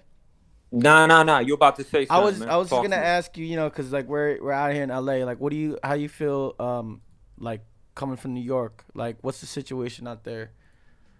I feel like, for the most part, a lot of the, I'm out in Brooklyn right now. I mean, there's definitely a lot of attempts of people looting, of small businesses in Manhattan, parts of the Bronx. Some parts of Brooklyn got hit as well. But I mean, I've seen some wild shit like taking place in LA where like in Santa Monica, Chase Banks getting like looted and shit. So I don't know if it's up to that level yet in New York City, luckily. But I mean, the energy of the overall energy of the city, though, it's I feel like it's pretty much in a harmony and standing with the protesters, like, because this is like something that we all knew that has been happening for so long. Right. But with the pandemic, that kind of pretty much put everybody in their homes for the past 2 to 3 months, and everybody's been hyper focused on what's been happening in the media and the news. Yep. And I think this was kind of like the tipping point that really made people, really just go out and voice their concerns. And I mean, I'm a small business owner, and as much as like I feel the need to protect, to feel the need to protect my business, I also understand like, the sentiment of young people going out there to do what they do. By no way I'm endorsing that or condoning that. Right. You know what I mean? But I kind of get like, because if you think about like the systemic racism, right? Like you got generations and generations of young black men 100%. or young black women or young black people that, didn't really grow up with much self-esteem. And you're teaching these kids like, yo, you need to buy a Jordan every weekend. You know what I mean? You need to cop this shit. Even if you don't have the right education, you need to buy this, you need to buy this, you need to buy this. And if you just kind of like hammer that ideology into their head, like what else are you going to expect for them in this situation than to fucking go after their favorite sneaker store and try to loot that shit? You know what I mean? I don't know. It's in a way, it's just like, damn, like, that's what are we part of the problem as well? You know what I mean? Like, I mean, where we've reached to this point of capitalism in this country has gone out of control. That's a big problem too. But that's another discussion. But I think that's what it is. It's like understanding, even as a Korean American in Los Angeles and specifically Koreatown, like I can't just pretend. Of course, I sympathize with the businesses. That's my people, bro. You know what I'm saying? But I understand. 1000%. I understand, Ryan. If it happened with our side of the community, like if the roles were reversed, you don't think you'd be out and going looting and burning down buildings too? You know what I'm saying? Like the same energy you have with the passion to protect your business, you would put into looting too if you were on the other end of it. Been burning down the business. You know what I'm saying? That passion. I get that. That happens, and it's that understanding level. Like we're educated enough to understand those feelings. You know what I'm saying? Totally. We were, and I just kind of wanted to like convey that. You know what I mean? Because I know there's a lot of conversations still going on right now. Just about like, yo, why didn't y'all talk about this shit when these black kids were being up and being up that woman, and you know what I mean, the situation that happened in SF. But I mean, if you look at it, like even that, I feel like, yo, that's kind of like a misconstrued perception, because the kids that attacked that lady, yes, they were black kids, but y'all need to look at that as dumb kids doing dumb shit. Right. You know what I'm saying? Y'all looking at that shit as a racial thing, but in reality, it's these dumb kids. Like if it was like an Asian kid that was doing that shit, it would, it should have been the same, repercussions that they should have had. No, that's true. And let me tell you this too. Like there's footage today that just dropped of 3 Asian kids getting bullied by 3 black kids. We got bullied for racial shit when we grew up. You know what I'm saying? I'm not excusing anything. I'm just saying, like, I'm not trying to laugh at that. I'm saying even when that's racially driven, those are kids. Yeah. We have to treat it as such, man, and we have to educate. You know what I'm saying? Like, we can't use that as propaganda to turn communities against each other, and it's becoming propaganda, bro. Yep. Nah, 1000%, man. I mean, this systemic racism shit, like I know a lot of other people that's been on this call. Like, I mean, somebody just dropped like the Immigration Act and all of that. I mean, yo, man, I just like to say, man, everybody got to do their Kumon, man. You know what I mean? They got to do their Kumon. And yo, I'm an advocate of restructuring the entire police system in the U.S., man. I know we talked about this in the chat, but yo, like, police authorities, they really need to go through intense training more than 21 weeks before they are, before they get their hands on a gun, man. You know what I mean? And like, I see so many police officers, like, you know, I sometimes I empathize with them too, because, you know, like I've got my ass whooped by the cops when I was a kid. Let's but talk then now about as an adult, like I actually work with some of the community affairs officers, you know what I mean? So I know these guys are human beings as well. But when I see like a guy who's super out of shape, you know what I mean? And I can't even expect my man to chase down a criminal, and like he has a gun. My man has a gun and he's talking crazy.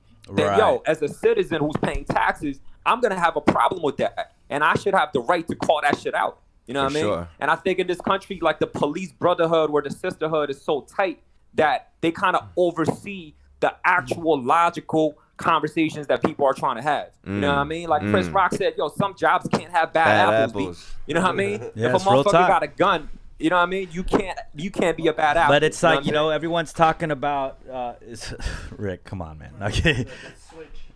Switch. Everyone's talking about the bad apples, but obviously it's the branches, it's the tree, it's the roots, it's the garden. You know what I'm saying? We got to go to the root of all this, man. You know? I like that. The out of shape idea right there, Jackie. You're right, man. And, you know, they're unhappy. What are we going to think? They're not going to chase them down, man. That's just crazy. Yo, J-Key, I need you to suit up like the RZA and turn into Bobby Digital and make sure flushing is good. We need you to have the gloves with the cut off fingers, the sleeveless shirt ready to go to war. That's not Digital. No, I'm talking about today's RZA. Yeah, I'm talking about today's RZA. They got to suit it. Great bong for the people, man. Yo, I don't want to hold y'all for too long, man. But yo, appreciate y'all for doing this. Yo, I love you guys, man. Stay safe. Brother. Yeah, Thank you, Jakey. Love you, man. Yeah, let's take some female callers, bro. Can we do that? I feel like we not had a female caller the whole podcast today? Am I tripping or what? Yeah. There's somebody new. If there's anybody who wants to chime in, we'd love to hear from you. We want to take some female calls. I feel like it's been very testosterone driven. Yeah. But so long time. Someone cosplay as a female. I guess for now we can take Grace. Okay, let's hear Grace it. Gusta. Let's hear it. Grace, you're on there. Grace Gusta. Can you hear me? Yep. Yep. We got you. Yeah. Hi, Grace. Yeah. Hey, try to listen to. Are you live with us on the thanks Discord? for taking me. Make sure you're on live with the Discord and not the Twitch. My name's Grace. I'm a Canadian Asian living in Germany right now. She has her headphones I'm here for muted studies. right now. You have your headphones muted right now. Can you hear me? You have your headphones muted. You gotta turn on Discord and not listen to the Twitch because the Twitch stream has a delay on it.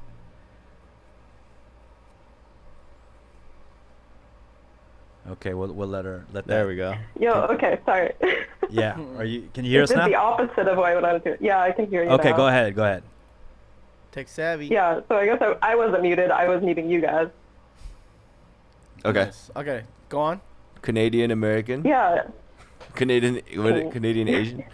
Canadian. Yeah. Yeah. So it's been interesting watching this new surge of Black Lives Matter come up in the social media, because this is basically the only way I can really connect with the world. If I'm talking about, if I'm talking to people who speak English, that's at work.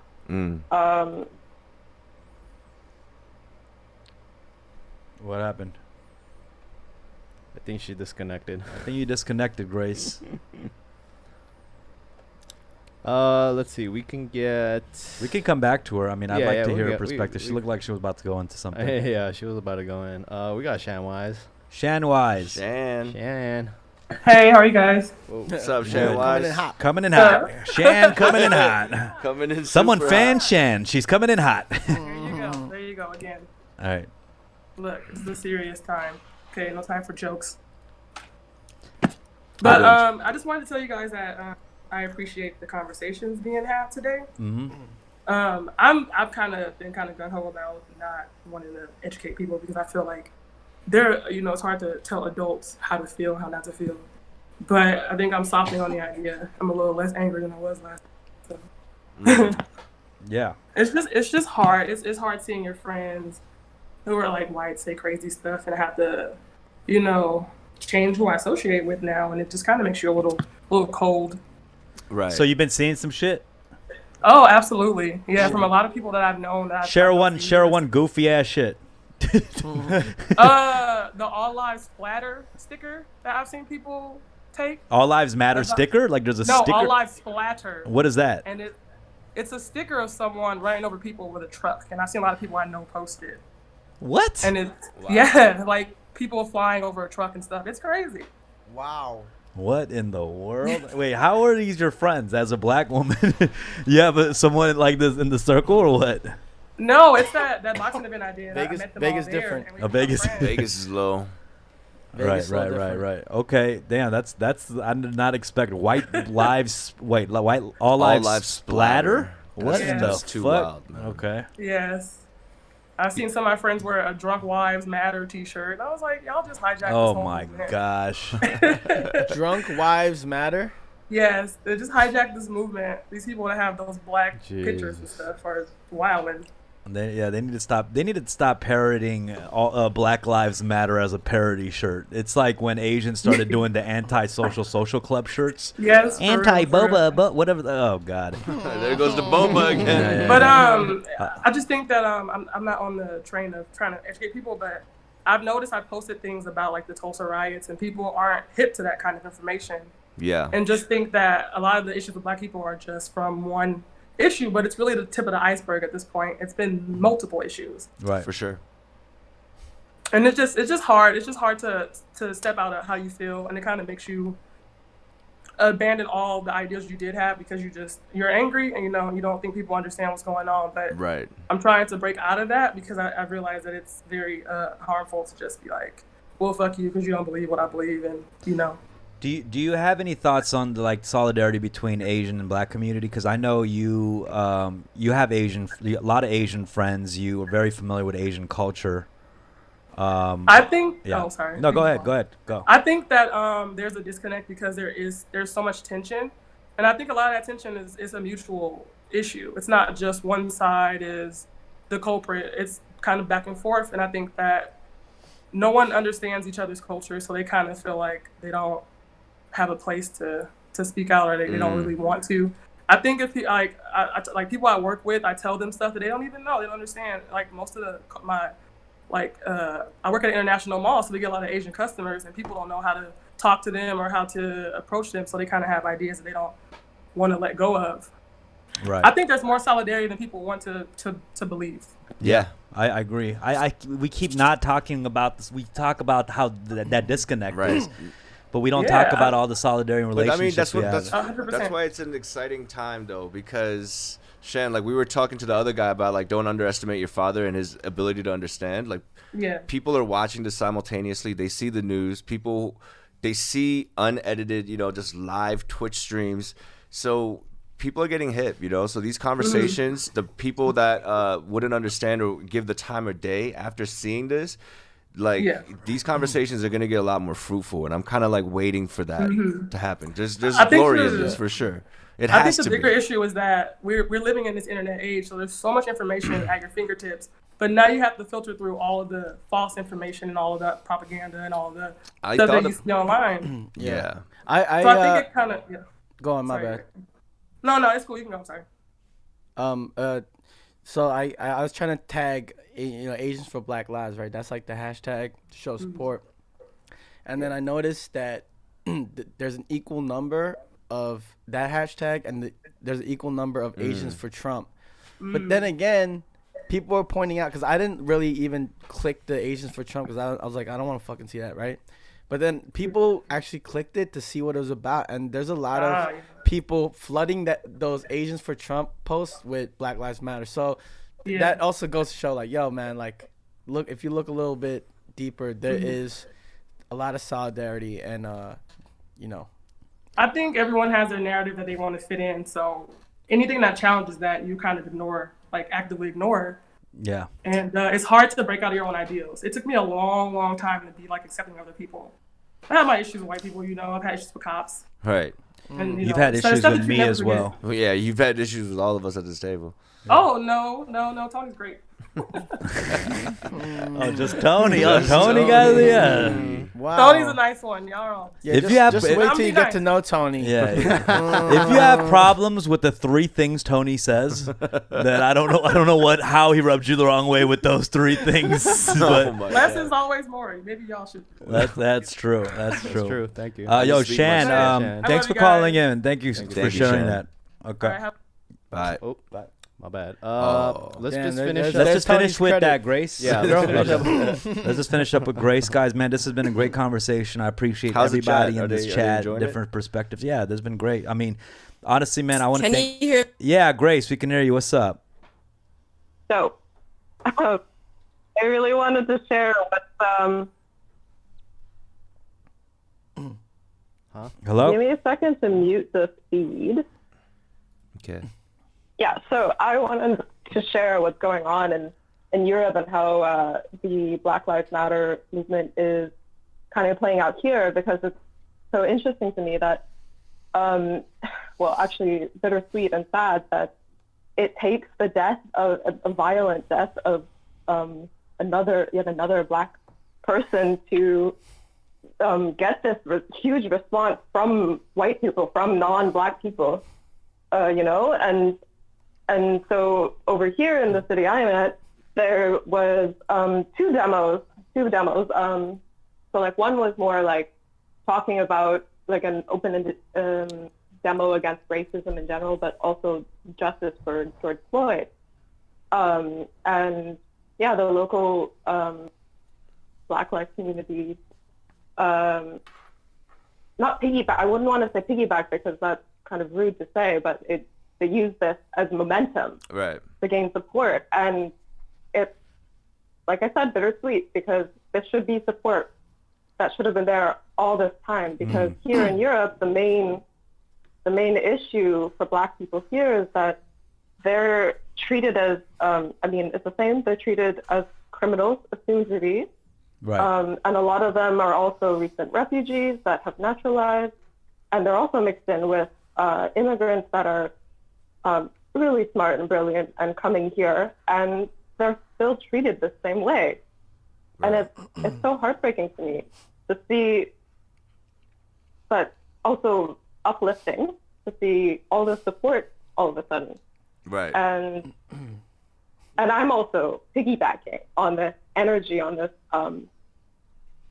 this social media wave of acceptance from white people, because I've trained myself to believe that I shouldn't rock the boat. Like, I'm not going to go to talk to too much about racism and how I've experienced it in Germany, because for me, like, when I do talk about it, sometimes it gets dismissed because of white fragility or all this. And now that I see this, and now that I see other white Germans supporting this cause, I feel so much more vocal about it, like never before. Like, I don't study social justice. I'm not an activist. Right. I wasn't before, but now I really want to use, like, my social media accounts are just like my personal. Was it almost like a accounts, community that you experienced that you didn't even know was as passionate as you thought about this issue when they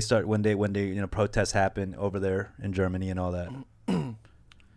Well, there was already some movement for protesting against poor conditions in refugee camps here, because basically, they had social distancing measures put in, but they didn't do anything to keep the distance apart from people living in refugee camps. There's huge families living in cramped apartments. At some point, they couldn't eat at their canteen. They could only have cold food, and they couldn't even get access to fresh water for themselves. And so there's also support for this, but not nearly as much outreach as there was from this one event from the United States. And I see some Black Germans bitter about it, because it's like screaming, like, racism should matter every day. Right. And why does it take this American man dying, and also this kind of what I've heard been called trauma porn. This video of him. That's an suffocating to interesting death. kind of Why does it- perspective from the Europe side of things. I mean, what I heard, Yeah, the and- sensationalism of it, you know. You know how you were saying once the white Germans started to be more vocal about it, it kind of acted as a catalyst for you to start being vocal about it yourself, right? Like Yeah, it gave you more power. Like you felt almost like there's a confirmation for you to do this.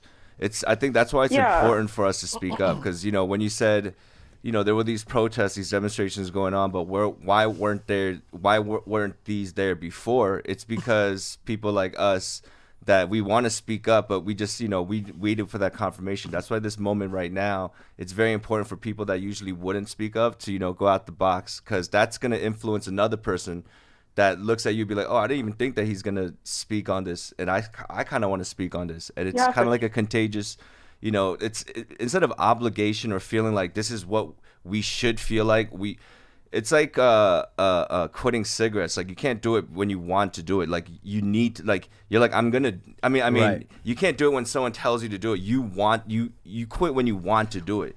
So like with this protest and with all these whatever you're trying to give out in this movement, don't do it because you feel like it's obligated, or you feel like because everyone is, you're just trying to follow the thing. I look mean, deep inside and understand if you want to or not. You know? No, I agree, but I think the way it's taken off is making people question themselves. Yeah, for sure. Why am I not feeling this way, or as Exactly. passionate as the next man about this? And Yeah. that's something you do have to figure out within yourself, Right. And question yourself about, you know, your motives and your privilege and all that. Yo, Grace, thanks so much. I think we're gonna wrap it up, but thank you for chiming in on the European end. Thank you for, Much love. I love your music. Thank you so much. Thank you for doing this. I feel like I needed to hear more Asian, North American voices. I didn't realize this. I've been here a year and a half, and I realized I need to talk to people that I can relate to 100% without having to explain my perspective on things. Tune And in it's every been week. therapeutic. Thank you so much. Love you. Thank you so much. Be safe out there. All right. Love you. Bye. Love you. Yo, much love, man. There's a lot of positivity in this these conversations we're having. Yeah. You know, communication is key. Knowledge, resources, and please, man, do your part. There's history being made right now.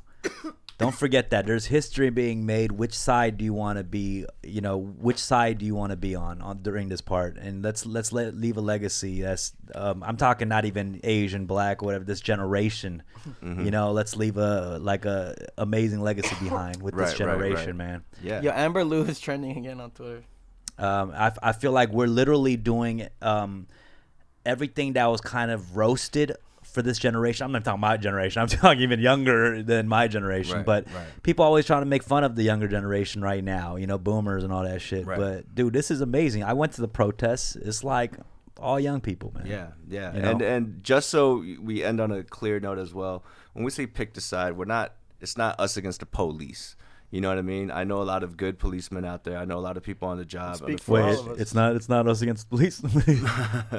No, I mean, But it's I'm a talking broken about system. It's the broken system. Yeah. So like when we see these clips online and on Twitch and all these things, we have to understand it's a very fragile situation. I am not justifying or condoning anything, but what I'm saying is we have to zoom out and see it from like a larger perspective before we start, you know, just pointing fingers. Well, that's what we're on both trying to do. sides, We wanted 100%. we wanted to hear all the perspectives, and I think we did. And we got there's a lot of resources in this conversation alone. Good. You know what I'm saying? This will be out. This episode will be out tomorrow on YouTube, and underneath it, we'll put all the proper links on how you can help, whether it's donation, petitions, and whatnot. Thank you guys so much. Black Lives Matter. Black Lives Matter. Black Lives Matter. Thank you to Rick Lee over here. Yes. Rex Stizzy, Tony K. Yes. And specifically for like my community of Asians out there, man. Us Asians here, we're for Black Lives Matter, and we will keep spreading the message. We will keep translating to those communities who don't understand. We'll provide all the materials, resources, and use our platform to spread the word. We're not perfect, but you know, you gotta try your best. You know, Right. and We're such not. situation and listen. And that's to clarify. We want to use our platform to help. We're not the activists who's been dedicating their whole lives for this fight. and let's understand. And I want to really commend the people who've been in the front line of this fight. Sure. You know what I'm saying? Are you doing Dumb World this Friday?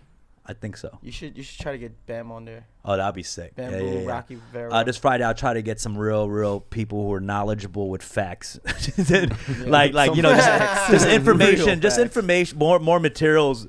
And more resources. But thank you guys for chiming in. Appreciate y'all. Appreciate the chat once again. Nervous, Cake Philosopher, Osifings, Dark Merrick, Yummy Brick Toast. Go protest. Go vote. Double mask up. Coronavirus still send out Cheetos. Social distance. I was social distancing while Ashley walking. Elizabeth, Dozel Prince, Poppy Suck, Mohani, Sophia, Steph.